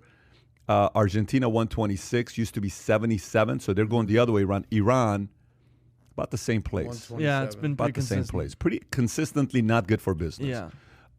Ecuador, okay, same place. Keep going lower. Let's see what is like names that you see. Names. Myanmar. Nothing. Myanmar. Surprising. Yeah. Iraq, Afghanistan. Where do you see Iraq? 172. Okay. Sudan. Afghanistan, 173. Guys, breaking news. It's pretty tough to do business Venezuela? in Afghanistan and Iraq. And Syria as well. If you're thinking Look at about starting a Somalia. business Look there, at Somalia, Bangladesh. 190. you're going to want to reconsider that. Same with Venezuela's Venezuela. down there too. 188. The Are you worst country to do business, you though, surprised? is our friends in Somalia. The Wow. Somalian pirates. Okay, go they'll to get you. minimum wage. Drug Minimum wage lords, countries. But Kai. Pat, before we leave this, yeah. can we just go Yeah. to the United States? I have one question for you to get your perspective. Mario, Just go back up to go United back States. to that. To ease. There's one question on the United States, and Yeah. we can move on to the next topic. Top of the list, Go all top the way five, up, Mario, Mario. top five. Why would the ease of doing business in the United States be better more between 2008 and 2015, 2016, and then when Trump comes in, it gets a little worse? I thought it would be a little No, that's different. not true. It's gone from No. 3-4 to The last- 7-8. Who was president in 2015? Trump. 2015? No, that's Obama. That's Obama, buddy. Oh, Obama. Okay, he I went got into you. office in 17. So Obama raised it to 7, and it hadn't been at 7. Well, what do you mean? He was 3-4 his whole term, is what I'm saying. It was 3 before him in 06. He That's- doesn't get credit for But 3. I'm saying 8, 9, 10, 11, 12, That's 13. him. He was 3, But 3, buddy, 4, he started. 4, What 4, year did he 5. start? What year did he start? 08. Okay, what was it before he started? 3.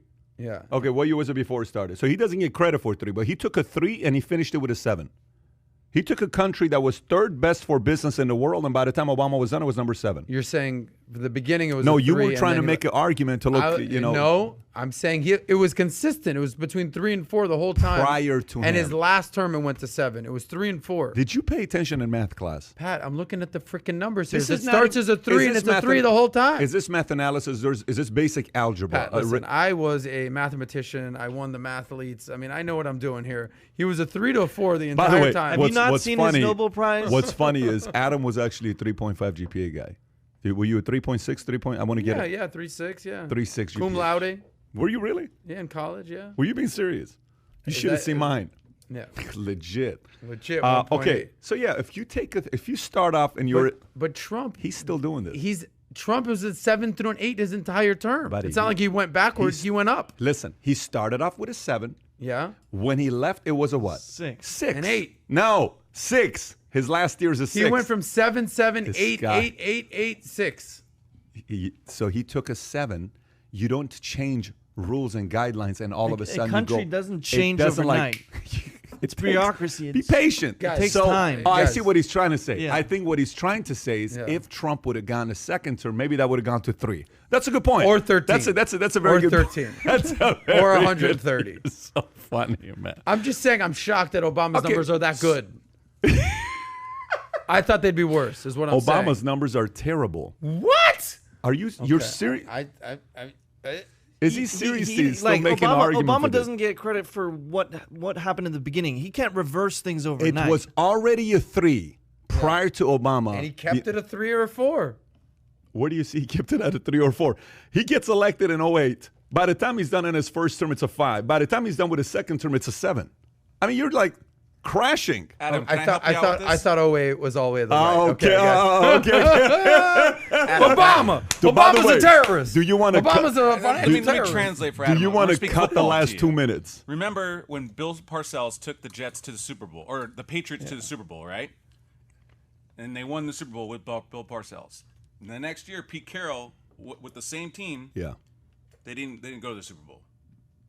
Pete Carroll doesn't get credit for Bill Parcells' work. Ooh. It went down. Ooh, that's the glasses talking. There's the glasses. That's the talking. glasses talking, Yeah. right? The Superman glasses. I feel like a Tom Brady. Do not insert even right offend here. that right there. Okay, you want to go to the batteries? Let's Great go job, to the Obama. batteries. Okay.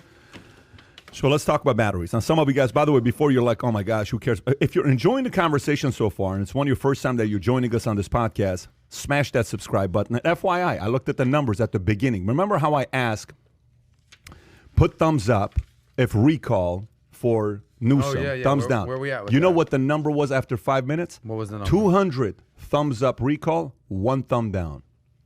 200 thumbs up recall. They wanna recall the guy. They want to recall the guy. Let's go to the batteries here. Okay. The battery is ready to power the world, okay?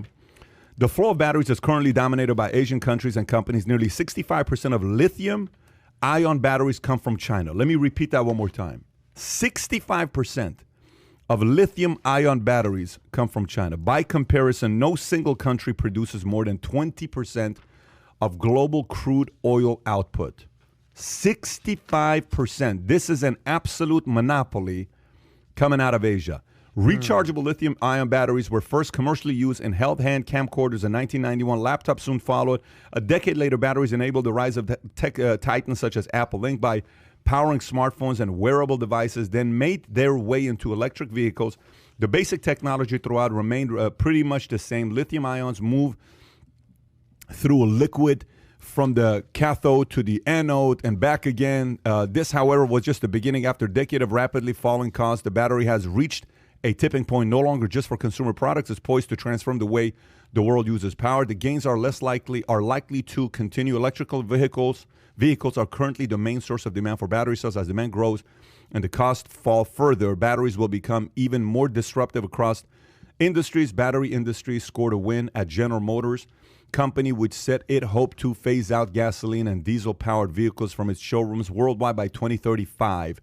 The first commercially available, et cetera, et cetera. Okay, so Kai, tell us what's going on with these batteries and why should we be paying attention to this? So obviously, just looking at the 65%, it's a shocking number that's coming out of China. Yes. So first thing I looked at then was which countries have the biggest lithium iron ores or the mines, right? Surprisingly, who would we think is on top? China? Exactly. Okay. However, China is not on top. On top, you have Bolivia as number 1. You have Argentina as number 2. You have Chile as number 3. By the way, those are some of the 3 worst countries to do business with. Yes, Just so you look that on that list. They're like largely undeveloped. Yes. They're not doing anything with Well, them. Argentina changed it. They used to be up there, Yes. but they went a different direction. Three South American countries. It was deemed as too risky for financial investment. So Bolivia, Argentina, Chile, continue. Fourth one, none other than USA. Huh. How many lithium ores do we have open? No idea. 1 in Nevada. Guess who hinted at creating a second one in Nevada? Who? Musk. None other than Elon Musk. Because Okay. he wanted independence, not having to rely on others. However, number 5 is Australia, and then number 6 is China. China has 4.5 billion tons. Bolivia has 21 million tons, or they're both in millions. However, the thing that is different is out of all the countries, China is the one that's pulling the most iron ore or lithium ore out of the ground. Other countries aren't. So that's a concerning. However, another part of it is Australia. They exported $1.9 billion of lithium, right? Most of it Lithuania. went to none other than China. exactly. Okay. So they're getting it Why all should we in. be concerned about this? Why should we be concerned about The concern about it is, in some ways, just that they're marketizing. They have the control of it. Obviously, we saw now with the disruption in supply chains that we have the struggle of getting the chips that we needed and self-sustaining kind of how we're building things. Another part of it is with the increase in the electrical vehicles and the batteries. I mean, batteries moving forward are just going to be more important.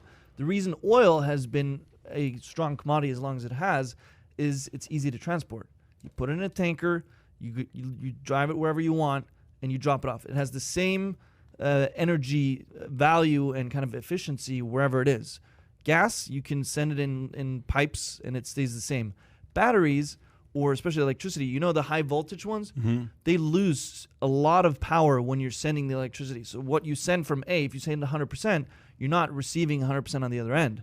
So batteries are the closest way we can do that. And that is why, if you look at Tesla, the biggest thing they're doing is battery development and figuring out how you can store the energy, transport the energy, and get the most out of it later on. So that's, I mean, the future is going to be in batteries because we need to store the energy. We need to figure out how to do it as efficiently as possible. And obviously, China's leading the front on that end. The future is in batteries. You just said. Let me tee you up and tee you up. You know how they say, you know, you only remember, you know, 20% of what you see and 10% of what you hear and whatever the thing is, but people remember how you make them feel. How should people feel about this battery stuff? Because I don't speak robot, I don't speak battery. I'm hearing like, you know, I'm hearing a lot of... For a math guy. Yeah, exactly. You know, for a mathematician. I'm hearing a lot of batteries. I'm hearing a lot of lithium. I'm hearing a lot of mining. How should we feel about this? I mean, there's a reason for concern, especially if things are being more kind of split and companies aren't being able to get as much from China. It's very easy, Adam. Here's how you got to look at it. So what percentage of the cars, you guys got to turn off your thing because I keep hearing your audio. You turn off your speaker because I keep hearing typing. I hear it. Okay, thank you. So what percentage of cars are going to be battery-driven cars in the next 10 years? A lot more than they are today. Give me an idea. 50% was projected by 2040. 20, 40, 50% in the U.S. 50% of cars worldwide. on the road. Yes. Okay. So if 50%, Damn. 50% worldwide by 2040. And if Will Ferrell has it, it's going to happen sooner than that. If it's up to Will Ferrell. Your boy. I know you guys are having a fierce debate. So, but watch this. So if that's the case by 2040, who has control? The China. electric car China. company? Okay. So you remember when people said, why is Elon Musk shaking hands in China? Why is he doing... by the way, his business is growing in China. So he's done a great job being a diplomat, working with other countries, trying to get that part going. He has this big thing going in Germany as well. However, let me tell you what this means in a whole different way. If this is the case and we need, you know, import-export, guess what country cannot have sanctions with U.S.? Guess what country cannot have any kind of sanctions? China. So those sanctions need to be lifted because businesses behind closed doors, such as GM, the Teslas, everybody else, going to be like, listen, we need China. They own 65% of it. You're shutting them down. You're hurting our business. We want to create jobs. Cost. You're increasing the cost. You got to open it up. So look how it's like the story. Okay, let me tell you the story. So yesterday I was on a podcast. Girl asked me and said, you know, the podcast was called Women, something about women. What was it? Women in business. Women in business, something like that. So she said, what can women do to be, you know, more, you know, successful in business? I'm like, look, I can tell you from my perspective on what any person can do, man or woman. Let me tell you a story. And this is exactly what China did. So there was a king. This king has a daughter. He wants his daughter to marry a prince. But this daughter ends up dating a local guy, person. And they get together, and he finds out about it.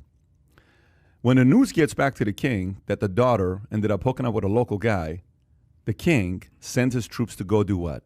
Kill the guy. So they go get the guy, and everybody tells him, listen, man, you're about to get killed. His people are coming after you. You're going to die today. They're going to kill you. They want to make a public example out of you. This guy panics. He's like, oh, my gosh, what are you talking about? This is crazy. He says, well, you got to figure something out. Do run away. He said, I can't run away. This is where I have everything. He said, I have a plan. It's okay. So he, on the side, was a psychic, okay, where he would, like, do your what do you call it? Readings. Like your readings and all this other stuff. So they come to kill him and says, look, before you kill me, I have some news that I have to tell the king. The king has to know this. And it's bad for him, but he has to know this. As a psychic, I have a vision, and I've seen it. I saw it yesterday. He has to hear the news. So what do they do? Well, the king, hey, we have to take you. He wants to say this. So the king says, come on, and before we kill him, I want to see what you have to say. He goes to the king, and the king says, what do you have to say? He says, well, I had a vision. I was reading and seeing where you were at and what's going to happen with your future. My prediction is you're going to die a day after I die. Okay? So the king says, what do you mean? He says, whatever day I die, you die the next day. So the king, who's an extremely superstitious guy, says, dude, we can't kill this guy. We got to make sure we give him the best life. So the king brings him in, has him marry the daughter, okay? And he says, take care of him. What ends up happening? Played the king. The guy outlives the king, and the king ends up dying. In this situation, China's the psychic. China has made it impossible to sanction them. China has made it a monopoly to say, I dare you to sanction us. Listen, what are you talking about sanctioning us? You're going to need us long term. And they're sitting there saying, you taught us capitalism. We brought it in. Everything you did, you allowed us to take all your trade secrets. We're already so competitive. It's so hard for... Listen, we're the number one. You know we're going to win. We're the future of the world. We're the future of capitalism. We're the future of business. Every innovation is going to come from us because you taught us. But it's too late. So this entire battery game is a monopoly game for China. Congratulations, China. You have won the game because that's the direction the world is going. Big victory for And Asian countries in there's China. no reversing. 65%? No. And Listen, and they were saying, imagine you're playing a football game. The score is 65-0. Third quarter, second quarter, you're going to have to do a Buffalo Bills comeback. Yeah, we got to get Tom Brady on the scene. You got to get Tom Brady. Falcons. Exactly. Matt Ryan. So that's kind of where they have such a long, big lead. Who's going to come in and try to compete with these guys? because if you think of it also as the market, obviously the market cap for batteries and the need for it's going to expand, but they're just going to grow with it. So the world is moving towards batteries, and China's already there saying, "Come to my wheelhouse, baby. We're already What is doing this it." controlled by? What is that controlled by? Yeah, What's Pat's phone controlled by? they- What's the watch controlled by? You're saying batteries are controlling big tech. Batteries, I behind the mean, they're scenes. the energy of it. Guys, we learned something today here on the Bet David podcast. Batteries. But I are think that's where ruling the investment world. has to play a large role. I mean, you talked about it's not like they're the only ones with actual lithium, but Which is the good thing. That's the great which thing. is a great thing. But you have to invest in that. And we're like right now we're talking about $1.9 trillion, relief bill. It's not like we don't have money. It's how we choose to spend our money, and we have to choose to invest in our future, and we're not doing that. When are you running for mayor? I mean, Paul should wear those glasses more. that message, the way you just said it. Gavin Newsom, I'm coming for you, buddy. Yeah, Ice Cube for president. I'm Paul Escarcega, and I endorse this message. Just say that once, Paul. Say it once. I'm Paul Escarcega, and I endorse this message. Beautiful. I like Polished. it. So can you go back to the top countries to do business with and look at the top minimum wage? Because we've been talking about minimum wage. We talked about a little bit with Norway. And the debate is Norway a capitalistic nation, a socialist nation? So let's go to the top minimum wage countries. Is that the one or no? This is one of them, yeah. Okay, so if you number one, is that Luxembourg? Luxembourg, yeah. Okay, what website is this? worldpopulationview.com. Okay, go to the other one. Go to the other one because that number seems lower than what Australia is. Luxembourg has the highest minimum wage in the world, $13.78, $13.78, okay? Well, that would only go to Luxembourg. Oh, it's the same website. Okay, so go back to the website he had. Luxembourg, Australia. What was the other website that said 1260 Australia? 12. So I saw one that says 19, but it's most likely Okay. 19 Australian dollars. Which Oh, is I got it. yeah. So Australia, $12.14, their minimum wage. France, $11.66. By the way, you're looking at socialism right there. Then you got New Zealand, $11.20, which was number one on Business friendly. business friendly, $11.20. Then you got Germany, $10.87. Then you got Netherlands, $10.44. Belgium, $10.38. UK, $10.34. Ireland, $9.62. Canada, $9.52. FYI, Russia is $2.40. Okay, can you go a little lower, Mario, just to see? U.S. has the 12th highest minimum wage in the world. At $7.25. At $7.25. It's important to say at $7.25, right? Okay. So if U.S. goes to $15 an hour, which Numero uno in the world. numero uno in the world, which, by the way, looks like it's going to happen because of the $1.9 trillion. The Democrats control the House, the Senate, and presidency, and, it's going to be easy for that to be done. Minimum wage goes to $15 an hour. If minimum wage goes to $15 an hour and all the other countries we're beating are socialistic countries, what does that say about America? Makes you think to say if there's an area you don't want to lead is minimum wage. It's like, look how amazing we are. We pay the highest minimum wage. Go ahead, Adam. Two things with the minimum wage. I see Australia as number two. I went to Australia 2009, so a little over 10, 11 years ago. And I remember, obviously, I got to Australia. I landed. I meet up with a buddy. Let's go get a beer. Let's go have a drink. Cool. All right. I'm in the land down under. I'm about to have a beer. And I'm staying with my buddy, so I do the right thing. I pick up the tab. I pick up the check. Cool. Gotcha. wait. Hey guys, yeah, I know. Breaking You news. picked up the tab. I picked up the tab. There it was. Guys, have you ever seen Adam pick up the tab? Yes. Here? Actually, yes. once. But what is this percentage? I mean, with me, it's very good. But then again, but how many rides?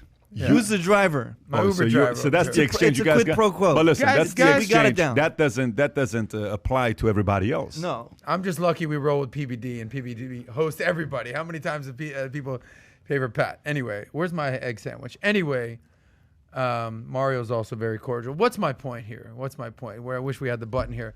So I go to pick up the tat. It's €100 Australian bucks, whatever, and I go to leave a tip, and the guy goes, no, you don't need to leave a tip. They're already good. I'm like, what do you mean? In America, you got to tip 20%. You know, my bill's $100. You leave the waiter, bartender $20, whatever. He goes, no, they're already very well compensated. I said, what do you mean? They go, yeah, they make $20 an hour. I said, you're telling me the waiters and the servers and the bartenders there make $20 an hour?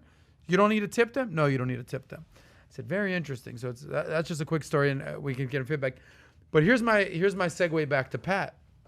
Because I would consider myself, much like Mario, an entrepreneur. I've helped build businesses, but I'm not the business owner. I'm not the founder. I've built up a business and made a business very successful, but I'm not the owner. Same thing we're doing here with Valuetainment. But we were reading yesterday about the $15 minimum wage hike, what's going on here and potentially in America. And Pat said, how do you feel about that? I said, look, I've come out vocally. I'm not in favor of a federal mandate of a $15 minimum wage. I think that's absurd across the board. In certain states or cities, New York City, San Francisco, Miami, whatever, cool, I get it. You can't live on less than $30,000 a year if you're going to have a life. But if you're in Tuscaloosa, Alabama, if you're in Bumble F, Oklahoma, like businesses, I'm not in favor of that.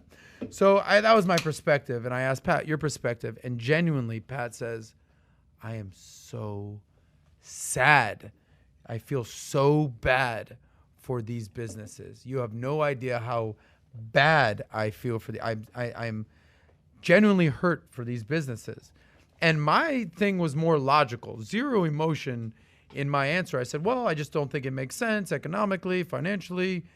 Pat came from a place of obviously logic, first and foremost, but deep sympathy for these businesses. And I said, I don't feel that sympathy that you're feeling. And you said, well, that's because you've never started your own business. I said, what do you mean by that? And you said, when you start a business, maybe this is where you want to pick up, but you had very strong feelings about this minimum wage. It was more emotional than logical. How'd you feel?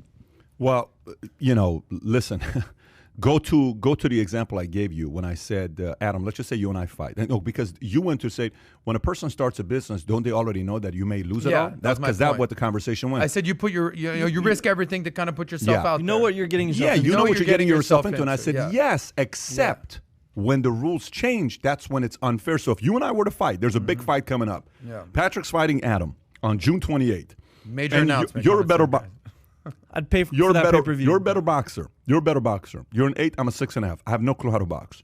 But you're a much better boxer than me, much better fighter than me. And the rules is we're going to fight what? Boxing. Mm-hmm. But I'm a ridiculous kicker. If I kick you, you're over. 3 kicks, fight's over. Yeah. Okay? That's me. I'm a 9, you're a 1 when it comes down to kicking. 5 minutes before the fight, they say rules have changed. You can now kick. Who wins that fight? I win the fight because I don't even have to come close to you. I can have a distance from you. My legs are longer than your punch. So I win the fight. Okay. So you're married. You're on a small market that your father passed down to you. You and your husband run it together with your kids. It's been around for 80 years in a small city. And you have Walmart right across the street, but you've still been able to survive because Walmart sells milk for $3.59. You sell milk for $3.49. They raise the minimum wage. 6 of your employees that work for you, you pay them $7.20. Okay? 8 of your workers that work, you pay them $7.20, some of them $10 an hour, but not 15. So they raise the minimum wage to 15.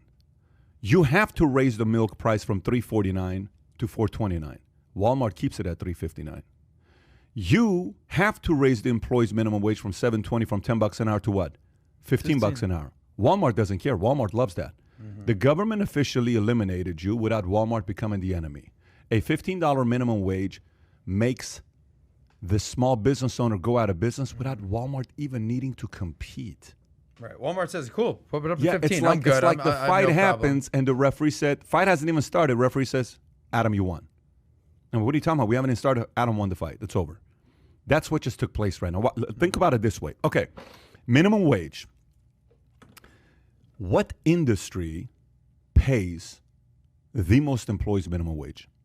Let's look at it. Do we have that data or we Yeah. don't have that data? Probably. No, we have Okay, it. We pull have it. up the Restaurant, data. Pull up the bars. data. Kai, where's that data? Wait, there's one which is the no, we might actually not have this one, but we have the chart. If you go here, the one that says here, the tab that says here, Where's here? Okay, there. right there. Okay, good. you'll see here are this is for leisure and hospitality. No, that's Leisure- not what I'm looking for. I'm looking for, can you search, Mario, which industry has most minimum wage employees? By the way, the number is staggering.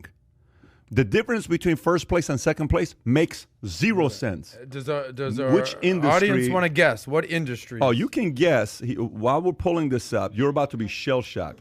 Which industry has most minimum wage? Let me see if I can find it, Mario. You do it as well. Employees. See if you can find it. I know I searched it yesterday. And it was okay, no. Oh, my gosh. If we can show you this. This is, okay, I found it. Here we go. It's a Statista website. Can I share it with you AirDrop or you're not on a Mac? You're on a Mac? Okay, AirDrop. Which Mac are you on? I have It's Valuetainment Media. Valuetainment Mac? Is Yeah, that the one? yeah. Okay. Mario, see if you receive it. You got it? Okay, I'm going to press it again. Okay, open it up, accept. Watch this. Look at this. Look at that. Not even close. Get Let's rid see of what we that. got here. View for View free. for free. Yeah. Oh, Oh, you my, how come it's not? bastards. Oh, there you go. Okay. Yeah, Go but up it's a not- little bit. It's not letting you see the. Are you kidding me? Because I have it over here? Okay, well, anyways, you see that first one? I'll just tell you what it is. You see the first line? Yeah. The first line is leisure and hospitality. Yeah. You know what the second one is? Education. 977 by 149. 7 times higher. Okay, so let me get this straight. Leisure and hospitality has the most employees making minimum wage. And which industry got crushed during COVID the most the last 12 Spot months? on. Leisure, Leisure and hospitality. You just hospitality, crushed these guys. Yeah. Yeah. You just destroyed them. And if you go to that last chart, you can see what jobs have lost the most. Mario, bring up where the jobs are. Another interesting part, though, That- is that is also the industry where people are most tipped in leisure There and you go. hospitality. So that obviously makes up for their wages in that sense of that there's the minimum wage and then there's the tips they receive as well. Everybody took a hit with that. The customer, Yeah. because food price is going to go up. Yeah, Tips no, going to no, go exactly. down. Tips going to go down. Food What's the price is chart going to where go the up. jobs are? And what's that? Here, the tab to the left for that, Mario. Yeah, that one. Leisure and hospitality, they are down the most in January. I mean, they've been crushed the entire pandemic, but even January, insane to they me. lost the most jobs. So, it's like, Yeah. imagine you're running a small restaurant. You're like, okay, we're going to come back. Oh, my gosh, we have $38,000 in our account, babe. We're going to make this work. Guess what? Minimum wage. So then imagine that meeting with you and your employees. Your waiters and your waitresses, you're having that meeting with them. You got 4 of them sitting in front of you. How do the waitresses feel about the minimum wage being raised from $7.25 to $15? How do the waiters and waitresses feel? I mean, Well, not all if of them there- are going to make it. how many are sitting there? There's 4 of them? 4 of them. Well, now They've congratulations. been with you for 5 years. There's only 3 of you now. Someone's getting but fired. actually, give me their feeling. How are they feeling about going from $7.25 to $15? I mean, Exactly. They're not against it. They're for it. Are you kidding me, dude? What are you talking about? Do you not remember what? Like, I had a job for $3.25 at Haagen-Dazs. When I got a raise to $5.15 at Bob's Big Boy, I'm like, dude, I'm gonna be rolling, getting a nice Rich. freaking Telestar pager, and I'm gonna be able to send the hello text and the, Double beeper. all this stuff. It's gonna be sick, right? From $3.75, $3.25 to $5.15. Ballin'.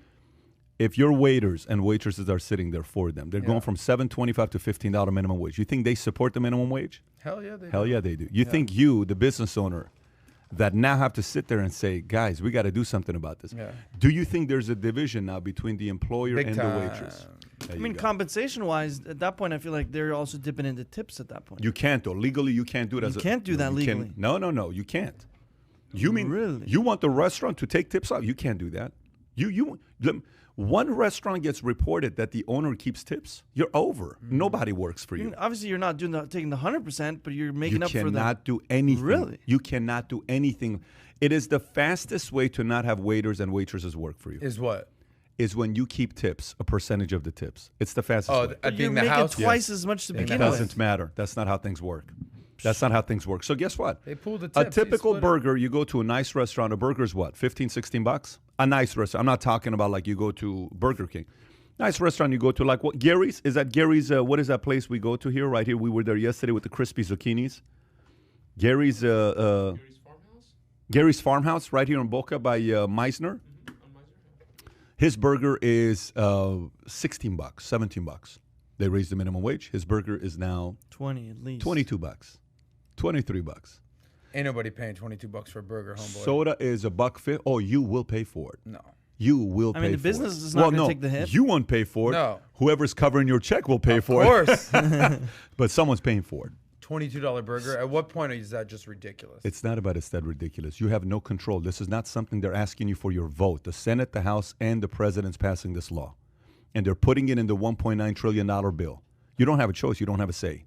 Just take it. This is what's happening here. Okay? So, yes, that's what's going to happen. Leisure and hospitality. As if they didn't have one black eye, they just got a second black eye. I saw something on PragerU on their Instagram. They did a little bit where it's like, all right, guys, congratulations. There's 4 of you in the room. And major announcement, minimum wage has been increased up to $15. So let me tell you about what's going to happen to the 4 of you. John, congratulations, you have a raise. Sally, congratulations, you have a raise. Nancy, congratulations, you have a raise. Bill, pack your shit. Time for you to go, bud. You got to go. So the 4 has gone down to 3, and the rest of you will just be doing more work for $15 an hour. And congratulations on everybody on their new jobs. And get the hell out of here. Yep. Yeah. By the way, somebody just said here right now, they said PBD.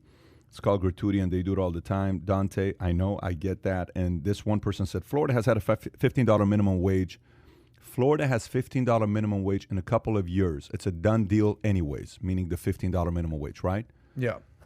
You must Florida have missed did vote for yesterday's podcast, though. You must have days missed yesterday's 2 days ago podcast. I said states like Florida, Texas, California, New York, forget about it. $15 is it's mandatory. What are you talking It's about? right? $30,000 Yeah, a year it's not- for a it's- job. it's not- That's how much you're making on $15 an hour. Just times it by 2. This isn't about Florida. America's bigger than Florida, California, New York, and Texas. Yeah. America's bigger than that. All over the flyover states that everyone forgets about. My and they concern show is up the for, small markets. My concern is the small markets.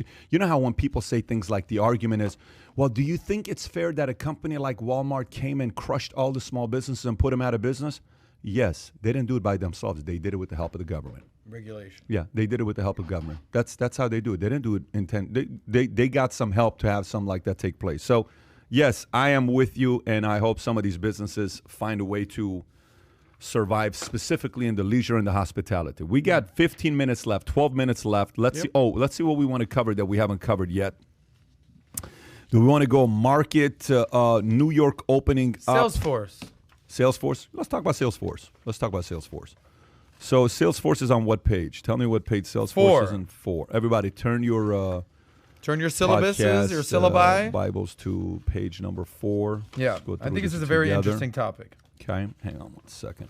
I don't know if we're going to have Here we time to go. talk about your favorite thing, Dogecoin, but Dogecoin. just know that Salesforce says the 9-to-5 work day is dead. They will provide 3 ways for employees to work, including working from home. Salesforce on Tuesday announced that its employees would have the option to work from home remotely full-time, even when it's safe to return to the office. The new guidelines, which Salesforce is calling the work from anywhere, offers employees 3 options. Flex, fully remote, office-based. Salesforce says the decision to offer new ways of working was based on employees' wellness survey the company had been sending around since the onset of the pandemic. Okay, so guess what? They sent a what?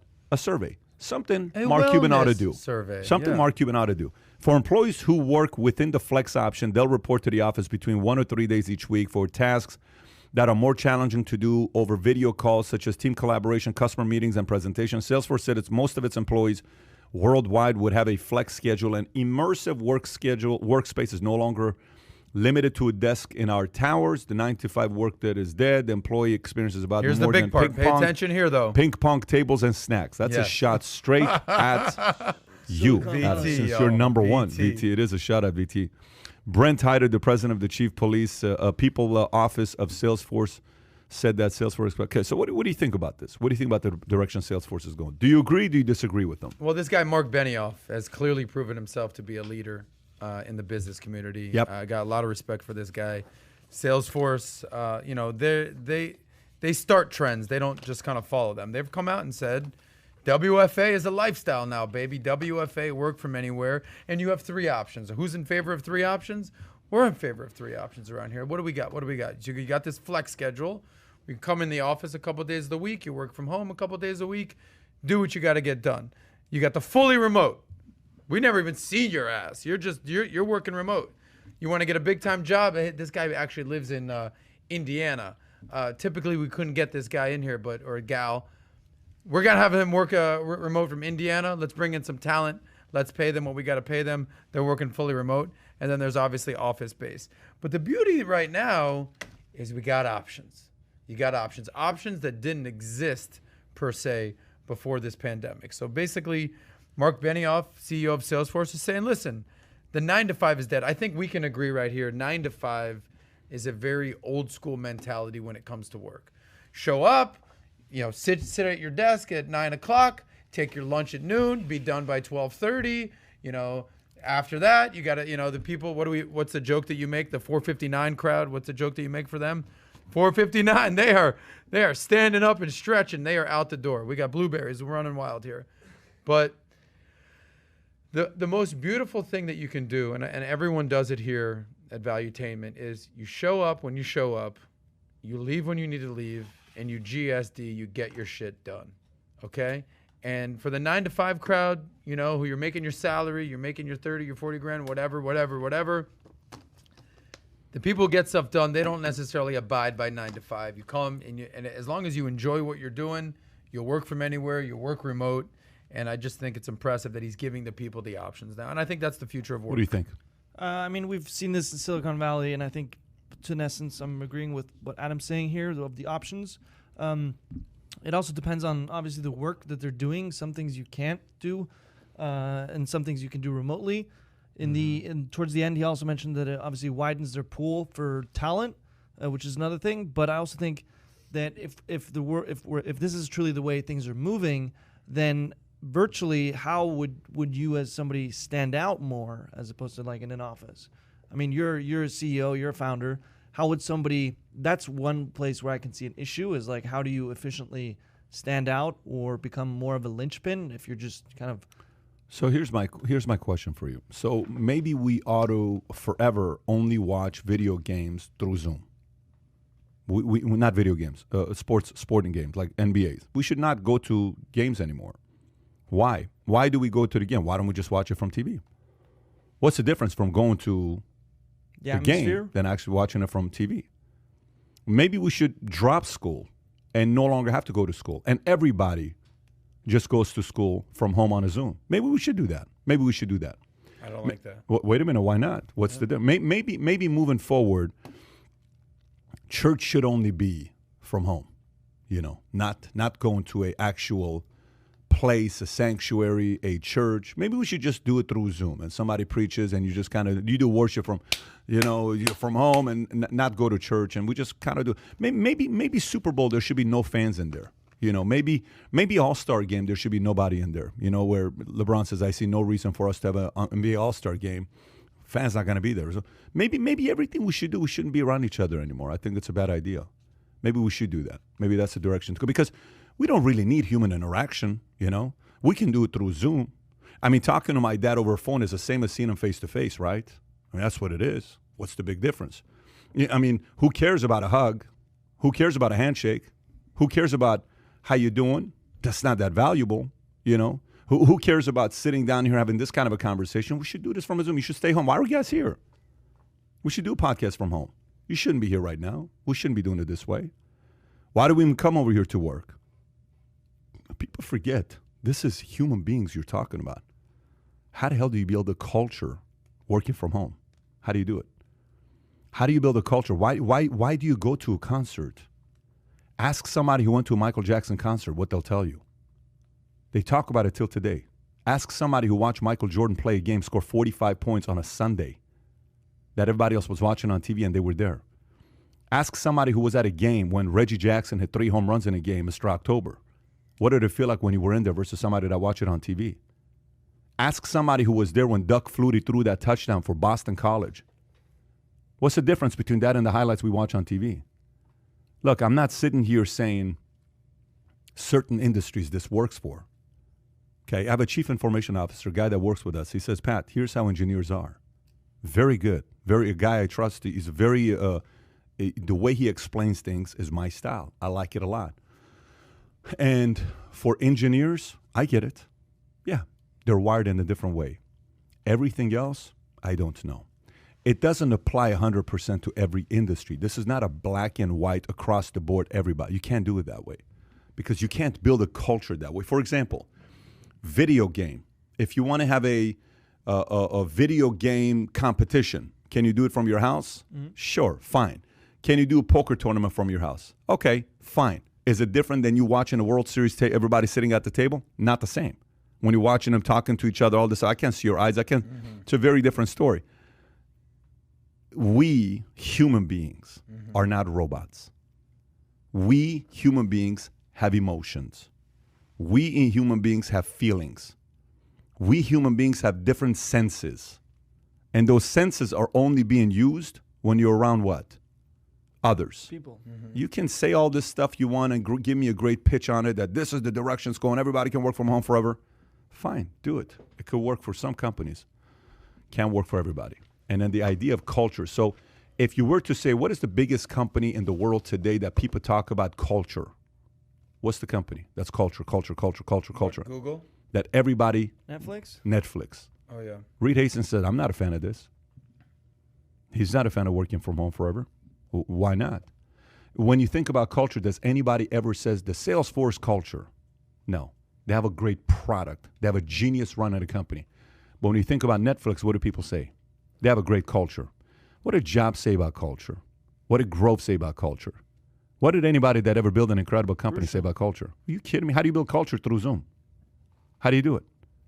There's nothing like face-to-face building culture. So I'm not sitting here saying I disagree. I'm not sitting here saying I think that is the direction we're going. I think some of the industries, yes. But if you want to build a culture, it's going to be very, very difficult trying to do it all from home.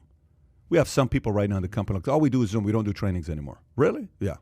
They're being left behind by others who are doing face-to-face. They can do what they want to do based on the guidelines or whatever the state offers. We're just going to do Zoom moving forward. I'm going to go out there and live over here, and I don't even need to be at my office. Fine. You know what we've noticed happened to their business last 6 months? Gradual decline. Then the people that are together, seeing each other, office, all, and we know what we've noticed with them? Gradual increase. How do you measure that? You know, you have certain players in the NBA that you can't measure their statistics. You can't measure Draymond Green. You just cannot measure him. But how much does he do for the game? A lot. You can't measure a Patrick Beverly. Okay? But how much does he do for the game? A lot. You can't measure a lot of the stuff Rodman did. And it's not just rebounds. He didn't score, but what did Rodman do? Oh my gosh. None of that stuff has a leader's bulletin. How he had Karl Malone drop 4 times on the same walk back. You know, after, you know which one I'm talking about. Crazy flop. Finally, he got so upset, annoyed, and then Karl Malone couldn't make the shots because all he kept thinking about is how annoying who is.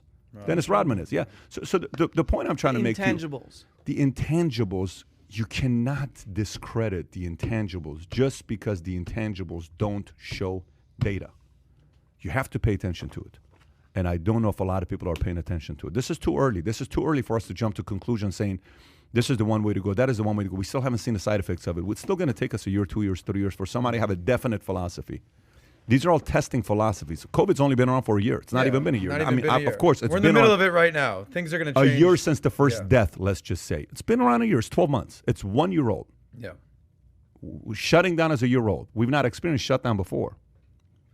So a question, more of a follow-up. Yeah. But isn't this, the truth is always somewhere in the middle. Doing Zoom nonstop and not showing up in person is obviously a ridiculous, non-human It just doesn't make sense.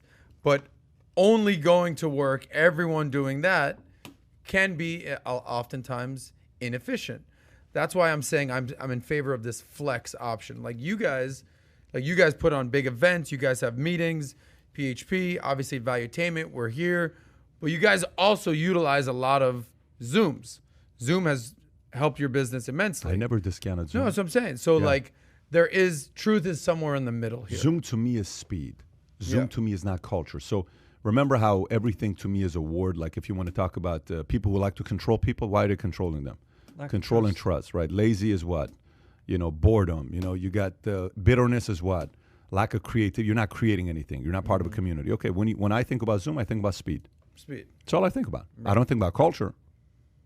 I don't think about culture. But those are all important elements to a business. I don't disagree that Zoom is important, but it doesn't. Culture is probably the most important, but that's speed is pretty damn important too. Speed is very important, but if there is no, okay, so have you ever had a long distance relationship? Yes. What do you say to a person who says, "I love her, but we see each other once a quarter"? What do you say to that guy? Once a quarter, that's ridiculous. What do you say? We see each other once a month. What do you tell them? Bro, like what do you do the rest of the time? Wait a minute. Crazy, what happened to you all of a sudden? You flipped? We're Zooming every day, though. Uh-huh. Yeah, well, that's relationships. Come on now. What is culture? All right. I see where you're going. Oh, a little bit tipping point right there for you, huh? The moment it got to how you going to have you ever had a long distance relationship? Yeah, but not. I would not see someone once a month for an extended period of time. Then it's not a long distance relationship, buddy. What do? You see them once a week? You fly out to them and see them once a week? No, it's not sustainable. Okay. I think that's where you're going with this. Yeah, that's Zoom to me. Long distance relationship is Zoom. Yes. Kai, what's your point? No, I think Pat has a lot of good opinions and kind of input there. But I do think also that it's changed the way where it's now more flexible, like kind of going back to Adam with flexibility, and also realizing that the business trip everyone thought everyone had to do 100% of the time, they realize now, hey, what if we cut back half of those times and we move that money someplace elsewhere where we can get more return for it?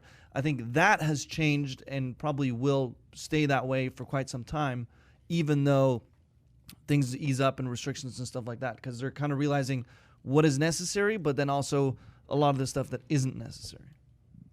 I don't disagree. I think the flex is here. I think, believe it or not, I think COVID hurt commercial real estate.